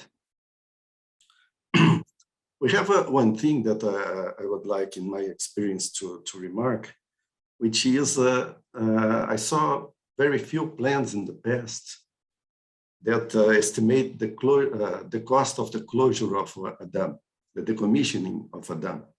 So in the end of the project, when you see the cash flow of the project, I don't remember if I had in the past, see if I saw some cash flow that shows this cost of decommissioning. And we see now that it is coming to be an obligation in the end of the end of the mining life, right? And this will be a compromise for the companies. And of course, this will have to be considered. Now we are working hard, and Paniagua is working hard on that, to decommission the dams that were built by the upstream method, right? It's a request by the Brazilian legislation, right? And we are in the mining industry. We are working hard to have this result. As Beatriz told, unfortunately, the environmental permitting in Minas Gerais are not considering the use of the tailings that are in these areas, right? So we have to consider this a part of the commissioning of the dam. So it's another subject. It cannot be included in the total timetable of the decommissioning, right? But this is what we have, and we have to work with this, right? We have an agreement that was made very recently between the ANM, the public lawyers in Minas Gerais, and the Environmental Agency of Minas Gerais, in order for decommissioning the dams. Minas Gerais is the state where the accidents happened. So we had here one legislation that does not have the one open window to discuss the timetable to the commission. So it was an agreement. It costed for the mining companies about $80 million in terms of money, just as a fine, right? In the end of the day, plus the cost of the commission of these dams, right? The projects are now being analyzed by Paniagua and his team. But I would ask to start by Charles, right? That said that, that stressed the importance of the management of the tailings, right? We saw in the reports of the breaches that we had that this management was key to have the accidents, right? It was very important for the accidents to happen, right? And we know that the TSM is a very good tool in order to make this management. And I would like for Charles to comment the relation that we can have between the TSM and the global standard, right, the GISTM, in terms of this management of the tailings structures. And thanks, Julio. Yeah, I think that when the GISTM came out and Mac was involved, I was on the advisory group, so we had some idea of what was coming in terms of the development of the GISTM. I think they're similar but quite different tools in a sense. TSM, I think, goes into a lot more detail, and because it has such comprehensive guidance to support the requirements themselves, when you look through the table of conformance, there is considerably more detail around how performance would be measured and what those performance expectations are than are there in GISTM. And it has that guidance to back it up, to kind of give a better sense of, well, how do I actually do these things? How do I develop an OMS manual that's actually going to be useful on a site-specific basis? GISTM didn't strive to do that. ICMM did put out a guide that provides some support for how to implement the GISTM, so that there's a ICMM good practice guide on tailings management that was introduced in May of 2021 that does provide, for example, on OMS manuals. But in terms of kind of comparing the two, there's really good alignment. So a lot of those same themes and concepts, particularly from a governance perspective, but also if you look at other aspects of TSM around community engagement, there's good alignment in a lot of those aspects between what's in GISTM and TSM. There are aspects of GISTM that aren't covered in TSM, some of the more technical aspects in particular, because historically within Canada, we've kind of had a relationship with the CDA where the Canadian Dam Association will develop the technical guidance and the technical, well, it's guidance. It's not a standard, it's guidance from CDA's perspective. So we've purposely, from a MAC perspective, left some of those elements out of TSM. But then on the other hand, there's areas where, because of that level of detail and comprehensiveness of TSM, the GISTM doesn't really meet that same bar. So I think there are two complementary tools. For companies that are already doing TSM, there may be some areas where they could incorporate elements of GISTM to further improve their practice. But I think there's a lot of companies out there, you look at it from a global perspective, there's companies out there that don't have management systems. They don't really know what a management systems approach is. They don't have OMS manuals. Maybe they haven't done emergency preparedness planning and things like that. And for those kinds of companies that are at that sort of basic level, I think the GISTM provides a really valuable tool to be able to bring them up to that standard. And then if companies want to go that next level of further integrating further detail and performance measurement, then TSM provides a different kind of tool that can help kind of, I think, further drive what they're doing beyond what would necessarily be required just to be in conformance with GISTM. Thank you, Charles. Jose, please, would you raise your hand? You want to make some comment, please? Yes, thank you, Julio. I have a quick question for Charles, because he mentioned in his presentation that MAC's framework is being adopted by, in several countries, Brazil, one of them, and Argentina and some other countries. So I was wondering, curious as to how the different protocols and the framework is going to be implemented in those countries. I guess from the perspective, what I'm interested in, and maybe perhaps the audience is also, is the public disclosures. As MAC has MAC members, they do report to MAC, and they issue yearly reports in terms of how they apply the protocols. And that is a great tool. Like, many companies, and we actually use that as well, to take a first look at how people are complying with such great protocols. So I was wondering if you could share with us how that's going to be implemented Yeah, no, that's a good question. And for associations outside Canada that have adopted TSM, they have some latitude to fine tune what they're looking at in terms of the protocols. Finland, for example, had a water-related protocol before MAC did in Canada. If you look at some of the countries, some of the aspects that we deal with from a Indigenous aspect in particular that are extremely important in Canada, but maybe less so. Botswana is one of the countries that has adopted TSM. It's a different kind of conversation. So they have that latitude to be able to adopt those things and tailor them to their conditions on the ground. But each of those organizations that has adopted TSM is committed to some of those key principles, and one of those is around public disclosure. So all the organizations that have adopted TSM are at a different stage in that process. Finland was the first in 2015. So they're actually now at the stage where they fully got their program designed and implemented, and they're now starting their public reporting. So they're there. They're now publicly reporting. Some of the other associations, it's going to take them a little longer because they've adopted more recently. For example, Julio, I think Brazil adopted in 2019 for Abraham. Exactly.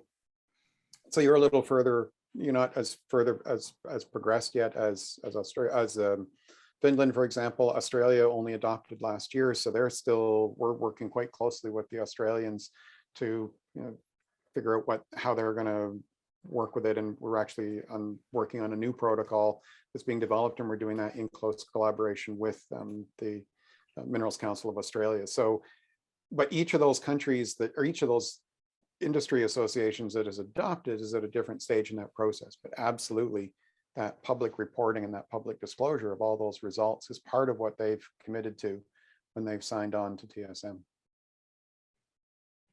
Mm-hmm. For sure. Thank you. I think transparency is one thing that is key for us to recover our credibility with the society, right? We have to work hard in terms of transparency to show the society what we are doing, how we are doing, and how safe is our operations, right? Because they have the fear derived to the accidents, right? And we cannot blame them for that. We have the responsibility to show them that we are working in the right way now.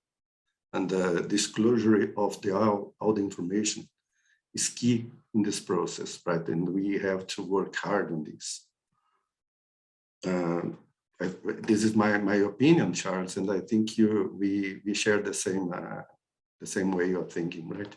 Absolutely, and that's also part of the reason why, as those guiding principles I described, that community engagement was one of them. That has to be a two-way dialogue. There's a lot of important information that communities have that can help, especially in the planning and design phase of a new tailings facility, of a new mine. But opening those lines of communications, building those relationships, building trust, that's an ongoing process. Disclosure is an important piece of that. I don't think disclosure alone is going to build that trust. There needs to be a relationship that goes with that. And that's why that emphasis and those principles I described on community engagement. Of course, we have to be with the community all the days, not only when we have a crisis, not only when you have a problem, right? But we have to have a day-to-day relationship with the society, right? We have to be part of the society all the time. And this also will help us a lot on this. And it's not really disclosing the information. The information has to be comprehensible for the society, right? We are technicians, right? We understand the technical way of writing reports, but the society does not have to have the ability to read these technical terms. So we have to find a way to show them this in such a way that they can comprehend what we are talking about, and to accept our information, and to trust on what we are saying. I think this is one of the biggest challenges we have. Jose, please, the next question that I will address to you is, how about the investors are thinking on the mining sector to have this assuredness of the things will go right, and how you can work with the analysis of the investments to, let's say, to guide the mining companies in such a way to work with these principles like the TSM, the GISTM, and the sustainable mining way of working. It's a great question, Julio. Thank you for asking a question.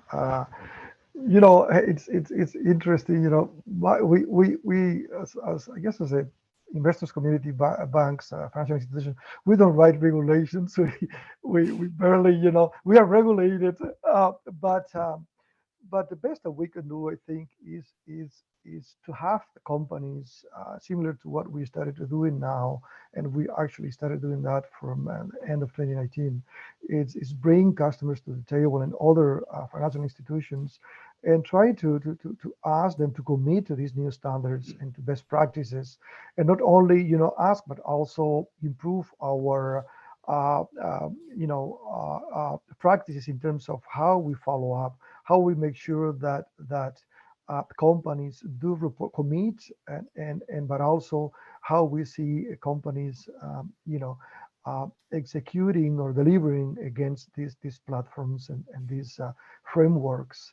Because honestly speaking, it's something that I wanted to share. Most financial institutions have certain rules, but really when it comes to credit underwriting and things like that, there's a great, I guess, level of isolation. What I mean by that is that companies have their own internal processes, banks and whatnot have their own internal processes, right? To underwrite these financial instruments. So there's a quite a bit of a leeway on how companies do that. But what we are doing is bringing in these best practices into, first of all, into early stages of due diligence. For example, when new mining projects are implemented, so we make sure that the design of the tailings dams are done appropriately. Make sure that, for example, mining companies bring in at an early stage independent tailing reviews and independent consultants that look at the designs aspects. For example, all of the geotechnical work that that needs to be done ahead of starting the construction. So the companies understand the characteristics, geotechnical characteristics of the tailings, and Charles mentioned these aspects in his presentation. There are many elements. These structures are very complex, and there are many elements from the technical point of view that contribute to these engineered structures. So when we have project financing, we have mining projects, we have a lot more leverage in terms of what we can do actually to bring these companies, or to help companies provide, become more compliant, or have best practice. A different case is for example, we participate in other type of transactions like corporate lending transactions, where those type of transactions typically are, asset-backed lending transactions, where companies have X amount of tailings dams, and now we kind of get parachuted into those deals, and we have less leverage in terms of we cannot ask how to design. We are too late into the game of how to design those tailings dams. But however, we can we can do a review really of where the companies are in that process, and maybe ask them to commit to certain platforms. I think that's what we are doing right now, and of course moving towards, I believe that the GISTM members of the ICM will be required to comply with the new standard in 2025, I believe. It's a date when they will be asked to commit and have fully adopted. Of course, the compliance piece of the GISTM it was just released, right? So companies are trying to understand those aspects of it. So at one point, I think that lenders will move. In the next few years, it wouldn't be surprised to lenders to really ask companies to fully comply with such standards. Charles, please. Yeah, just to clarify on the ICMM member commitment, they've kind of split it in two. So facilities that are considered high or extreme risk, or high or extreme consequence rather, under the consequence scheme that's provided in the GSTM, are actually aiming for August of 2023. And then all the other facilities are aiming for August of 2025. So it's actually, for those high and extreme consequence facilities, is actually coming fairly soon. Mm-hmm. Thank you for that, Charles. Another subject that was raised in this discussion was the reuse of tailings, right? And we see the figures that was shown by Beatriz, right? And we see that also that was a very huge number of the tailings, right? Although we believe that it's very difficult to have one utilization for everything. I think we have to work in a greater extent to reuse the biggest quantity possible, right? We know that have many lines of research in this. Luciano can talk also later. And we know also that we still have problems in Brazil in terms of the regulations, right? You told about the environmental regulation, not only in Brazil, but also in Minas Gerais mainly, right? And also we have to have also one good statistic on how many is this number, right? In terms of Brazil, we have this number in Minas Gerais, but we don't have this in total of the Brazilian territory, right? But we also have one problem with the taxation, right? You have to pay, for example, the royalties when you use the tailings, right? When you give a new utilization for the tailings. And Beatriz, please, would you please comment for us what will be key for improving the usage of the tailings and also the waste material, right? We know that we have one mine in Brazil that can use 100% of the tailings and the waste they had, right? So, but it's only one example that we have. We know that many lines are made of research is developed by the companies, right? But this case is a very good success because they use for fertilizers and the other users. But I would like you to comment what is the key to improve this usage in Brazil. Thanks, Beatriz. Great question.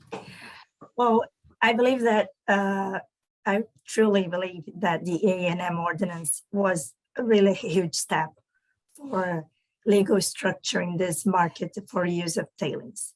We see globally the struggle of companies, of the academia, to think on new solutions to deal with management of waste mine, and the relevance of it, not only for the mining sector, but for the environmental agenda. So this is where both perspectives do match.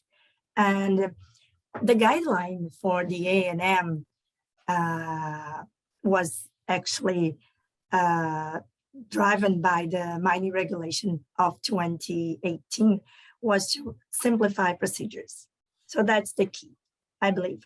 Apart from the whole effort of companies, of the government with their own projects, and the academia, with really finding technologies and new uses, new possibilities for the reuse of tailings. From the legal standpoint, I really think that the key is to make clear, transparent, really efficient and simple procedures.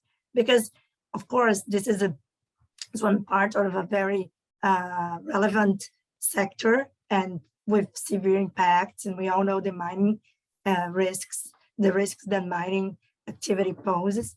But this part of the reuse, we really should change the way we see it.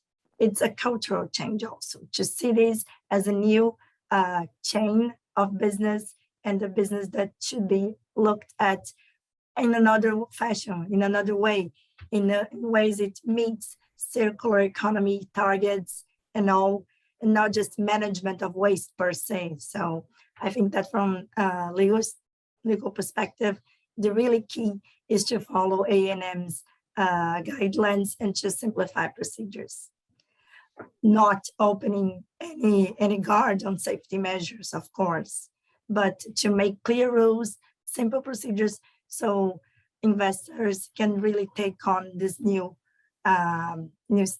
front of business. Okay, Beatriz, thank you. Julio, if I may, Claro. just to comment on what Beatriz said and what you said. You know, we see this, like she said, as an important step. It's circular economy. It's another source of revenue, and it's less tailings in the dam. So I mean, it's win-win. But like you said, we have to work on the productivity side. You talked about taxes we pay, and as we know, there is a bill in Congress to significantly raise taxes on the mining industry. It more than doubles what we have to pay in terms of CFM. So we need to look at from that side as well. I think Brazil has a lot of problems, but productivity has been stalled in this country for a long while, and that is, in my opinion, one of those biggest problems. We have to improve on that side too. And also going back a little bit on your remarks and on Charles, I think I'd be remiss if I didn't say that we fully support what you said. It's to us at Linden, it's paramount that we have fruitful and in good standing relationship with the community. We know that we are a deeply regulated sector, as we should be. And to mine in Brazil, you need really a plethora of permits and licenses. But we believe that the first permit that we need is the social permit. The community allows us to be next to them and to really be their neighbor. So again, I fully second what you guys said. Okay. Thank you, Luciano. Charles, please. Yeah, I mean, I'm fully supportive of reuse of tailings, or you know, in many cases with older tailings, reprocessing of tailings, because there are still resources of value, and there are a lot of exploration now looking at potential rare earth minerals in old tailings. But I guess two cautions, or sort of two ways to kind of look at it. The mining industry actually used to do this a lot, but then we found out that, you know, as we realized, as analytical technologies improved and as environmental understanding improved, realized that what we were doing decades ago by reusing these wastes was spreading the contamination. You know, whether it was, you know, the area where I did my graduate work was early 20th century gold mines, there are silver mines. there's no waste rock left. It's all gone. It's all been reused somewhere else, but it all has arsenic in it. So what problems has that created decades ago when people reuse that waste rock somewhere else? So I think that's a caution that we need to be absolutely certain this material can be reused safely. The other aspect is finding markets and finding acceptable uses and finding, figuring out how to actually transport this to market in a way that's sustainable. I've done some sort of very crude back of the envelope calculations for Highland Valley Copper, which is a very large copper mine in British Columbia here in Canada. And I can't remember its exact production rate, but it's about 150,000 tons per day or something in that range. If we wanted to use 1 day's production of tailings to create bricks or create aggregate for use in the city of Vancouver, which is very, 300 kilometers away, well connected by train, by highway, that's over 7,000 dump trucks a day. They would have to be transporting that material from the mine to someplace in Vancouver for use, which goes with it a huge, greenhouse gas emissions footprint from all those trucks, potential for hazards on the highway. So there's a lot of things that need to be balanced when talking about reprocessing or reusing tailings for some other purpose. It's a wonderful idea and I absolutely encourage it, but also need to have that kind of realistic perspective of these are huge, huge volumes of material that we're talking about. And in some cases, it may not be suitable for reuse because of the trace contaminants that are in it. Oh, yes, for sure, all the material has to be neutralized before another usage. Right? I would like also to tell you that unfortunately, Paniagua has to leave because they have one problem at the agency, right? And he was called to help on the solution. So he will not be able to join us in this panel. Unfortunately, because I think he had many good things to tell us. Right? Luciano, I think on what Charles told now, we have a good point, right? You work for a copper mine and gold mine, right? And we see that these materials has a very low grade, right? And waste is also increasing with the depth of the mines, right? And how do you believe that we can make feasible and we can make viable the reuse of tailings and wastes in this kind of mine? Yeah, it's like Charles was saying. There's two sides to every coin. Before we start reusing, and like I said, it may be another source of revenue, but is there really a market for that? We should take that into consideration as well. We can make all the bricks we want, and certainly there's a lot of tailings to make bricks if that is possible. But if there is no market for that, it really is economically unviable.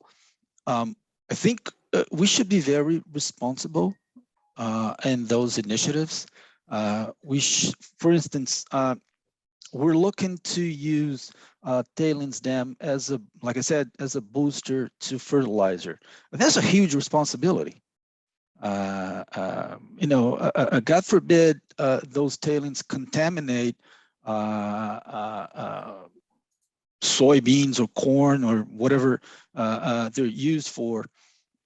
So again, we are a deeply regulated industry, and to invest in those initiatives, we will also be regulated. I'm sure Visa, ANP, whatever government agency that's involved will be all over this, and we want them to be. But again, we can talk about circular economy and second source of revenue all we want. We have to look at it from an economic point of view, and as important as like Charles was saying, as an impact point of view. It may turn out that those initiatives cause more harm or as harm as good. So it's part of the studies which are ongoing for us, and like everything else, this event is a learning experience for us. I took a lot of notes, and we'll take those into consideration. Mm-hmm. Yes, I think we have many challenges on the tailings and the waste, right? Because one thing that we have to improve is the techniques of dewatering the tailings, right? We are working hard today on terms of the co-disposal or the dry stack of tailings, right? But the filters that we have available does not allow us to have the moisture content that we need to develop, let's say, the easiest way to make the piles, right? We are reaching values over 16% of moisture. And in fact, we need something 12, 10% to have a better work in terms of the piles, right? And this is a kind of research that we need from the suppliers, from the mining equipment suppliers, right? To help us on this task that is needed, right? We believe that tailings dam is something that we will have to live with for a long period, right? We cannot say that we today can work without dams, right? Because not only for tailings, but also for water, for the water supply, we need dams, right? But we also need for some types of tailings, at least the finer material, right? But this is a kind of research that we need from the mining supplying companies and also the universities, right? This is something that is really key for us. We know that there are companies working hard to make these piles of the water tailings, right? And making a very good instrumentation, compaction, and other techniques. But this is a road that we are starting to walk. Of course, we know that it's possible and it can be safe, right, to have these piles, but it's something that we have to take a lot of care. Charles, please. I think that's really important, and you're very true that improved methods, technologies for dewatering tailings is big. In an iron ore context, especially thinking about the number of iron ore mines in Minas Gerais in particular, that I'm very intrigued about what they've been doing at Serra Azul and the Anglo-American operation there with the co-disposal. You look at that facility in a satellite image, and it doesn't even look like a tailings facility, because of the co-disposal of the waste rock and tailings, and it completely changes the geotechnical properties of that facility. So, what are they doing? Is that something that is actually working? And if so, can that kind of technology, for example, be adopted at more sites? Oh yes, for sure. I think we will have in the second half of the year our Exposibram and the Mining Congress in Brazil. And you from MEC are invited to come. We intend to make a roundtable about tailings, right?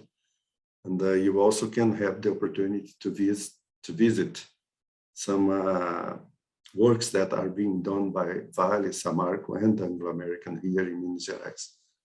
And I think it will help us to understand this kind of work, this kind of technique. I think we now have to go for the final remarks for everyone. And I would like to start. Charles, you want to start to make your final comments? I'm not really sure what else to say. No, this has been really good. Thank you very much for the invitation. It's been a pleasure to participate, and it's definitely been really valuable to hear so many different perspectives. I really appreciated the initial presentation and hearing more about what's being done from a regulatory perspective. I hear bits and pieces about it from some of our members, but to hear that presentation in particular and the full scope of what's happening from a regulatory perspective was really valuable. Definitely looking forward to being part of the continued dialogue. Okay, thank you very much. You always have something to tell us, right? Something very good to tell us. Thank you, Charles. Jose, your final remarks, please. Yes, well, thank you. I guess the two remarks. From our perspective, we were seeing, the Brazil has been doing a lot of work to improve their regulations, and that's great. That's fantastic. We really appreciate that. And many countries are kind of racing. It's like a race, how to improve this the sooner the better and fast. It is very encouraging from one point of view that when we started a couple of years ago asking customers to provide more information about their tailings management practices, and we started incorporating a lot of key questions in our technical due diligence aspects. It's very encouraging that, for example, yesterday I did a quick search on Google just on tailings engineer, and you could see so many job postings out there in the past few months from mining companies, from consulting companies, large, medium, and small consulting companies that on mining, but also on tailings, on environmental consulting companies. So it's really encouraging, that companies are taking a step and I guess if I can use this word, beefing up their resources, really from this perspective, hiring geotechnical engineers and people. And I also was encouraged when I heard Peñago mention that approximately 40 new resources will be incorporated, to conduct these inspections, because that was one of my questions. Actually, a few months ago, I participated in a conference also. I think that the Brazil-Canada Chamber had another discussion about tailings. And I wasn't sure, how the regulators were going to implement these new regulations and what sort of resources they had. But it's very encouraging to hear that new resources are being brought in versus, having to rely on third-party consultants, because really the market now it's demanding a lot of resources. And I think that to add to that, I think that we need to be talking as well to education institutions, looking at their programs and see what they're doing, to really improve their programs or even bring in new programs, so we can really form the next, I guess, wave of engineers that more focused to tackle this, better prepared to tackle these kind of issues. Okay. Thank you. You are right? I think there's a kind of expert in terms of geotechnical specialists. I think it's the most difficult professional to find in Brazil in this moment, because all the companies are looking for the consultants and also the government, right? 40 people at one moment, they want to hire for make these inspections, right? And it's needed, right? And I think it's a very good and for our work, right? Luciano, Beatriz, please, it's your time. Thank you. It was a real pleasure to be with you and share all this knowledge on the matter. Charles gave very nice insights on the reuse of tailings. And my final remark is that, of course, we have the safety, environmental, and technology challenges, but either way, it's an activity that we should really look forward. And from the legal standpoint, we must provide the guidelines for do it safely and from a regulatory point of view. Thank you, Beatriz. Luciano, please. Julio, thank you for moderating this, and thanks to Ibram for all it does for us. We're proud members. And thanks to the translators who really helped us along here. Thank you both. I think that as we know, and as we've said before, mining never stops. It's year long, it's day in, day out. And if you wanna stay competitive, and above all, if you wanna stay safe, improvement has to happen year long, day in, day out. And really events like this, multi-dimensional like this, really help in that regard. So thanks again. Thank you, right? And I also would like to thank you all for participating. I'd like to thank the Brazil-Canada Chamber of Commerce for the opportunity, right? And I have to say that I'm very happy to hear the discussions of geotechnics in this level, right? I think I am a kind of dinosaur in terms of mining, right? Because I had 43 years working in this sector. And I remember that in 1992, we had a big landslide in one mine of the company that I worked for.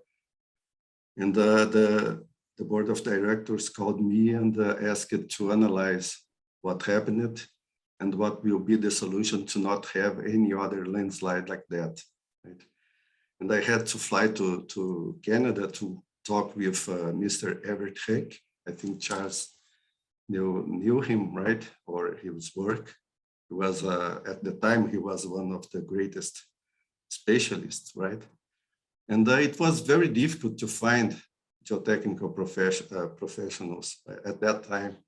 The first thing that we did is to send one of our geologists to study in the Queen's University to make a master degree in geotechnics. And he is now working in Brazil, and he's a very good geotechnician, right? But it's very good to see that we developed a lot in this time. We don't have problems with landslides anymore, and we hope we will not have any other problems with the tailing dams in the future. So thanks a lot, Carolina. I will not tell. I will not call you Carolina, right? Thank you, Carolina. Thank you, Beatriz, Jose, Luciano, and Charles for our participation. Thank you very much, people. Thank you. Thank you, Julio. Thank you, everyone. This was very insightful. So I just wanted to, again, thank Paniago and Paula for the initial presentation. Thank you guys for bringing all your expertise to the discussion. I think mining, I mean, we had this conversation before, mining is not going anywhere. Otherwise, we wouldn't be even sitting here with our computers on and our phones and in our homes if there wasn't for mining. So I think that our job is to make sure that it continues improving the safety, the environmental, and we continue doing a more and smart mining, right? Intelligence. And I think technology and innovation is here to help us all.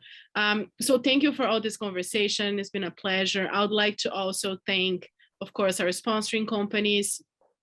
Without your support, we wouldn't be here. So our platinum sponsors, Vale, the Toronto Stock Exchange and TSX Venture Exchange, Sescom Barrier, Baker McKenzie, Sigma Lithium Resources, and 4B Mining. Our gold sponsors, Aero Copper, Mineração Caraíba, Export Development Canada, Wheaton Precious Metals, Equinox Gold, Yamana Gold, and APN Capital Brazil. And our silver sponsors, Brookfield, BMA Law, Landing Mining, Jaguar Mining, Bemisa, Horizonte Minerals, Alvarez Marçal, Promo Engenharia, and King Ross. I would also like to thank our members of our mining committee, our diversity and inclusion committee, and our ESG committees for their inputs, insights, and support in putting all those 8 sessions together.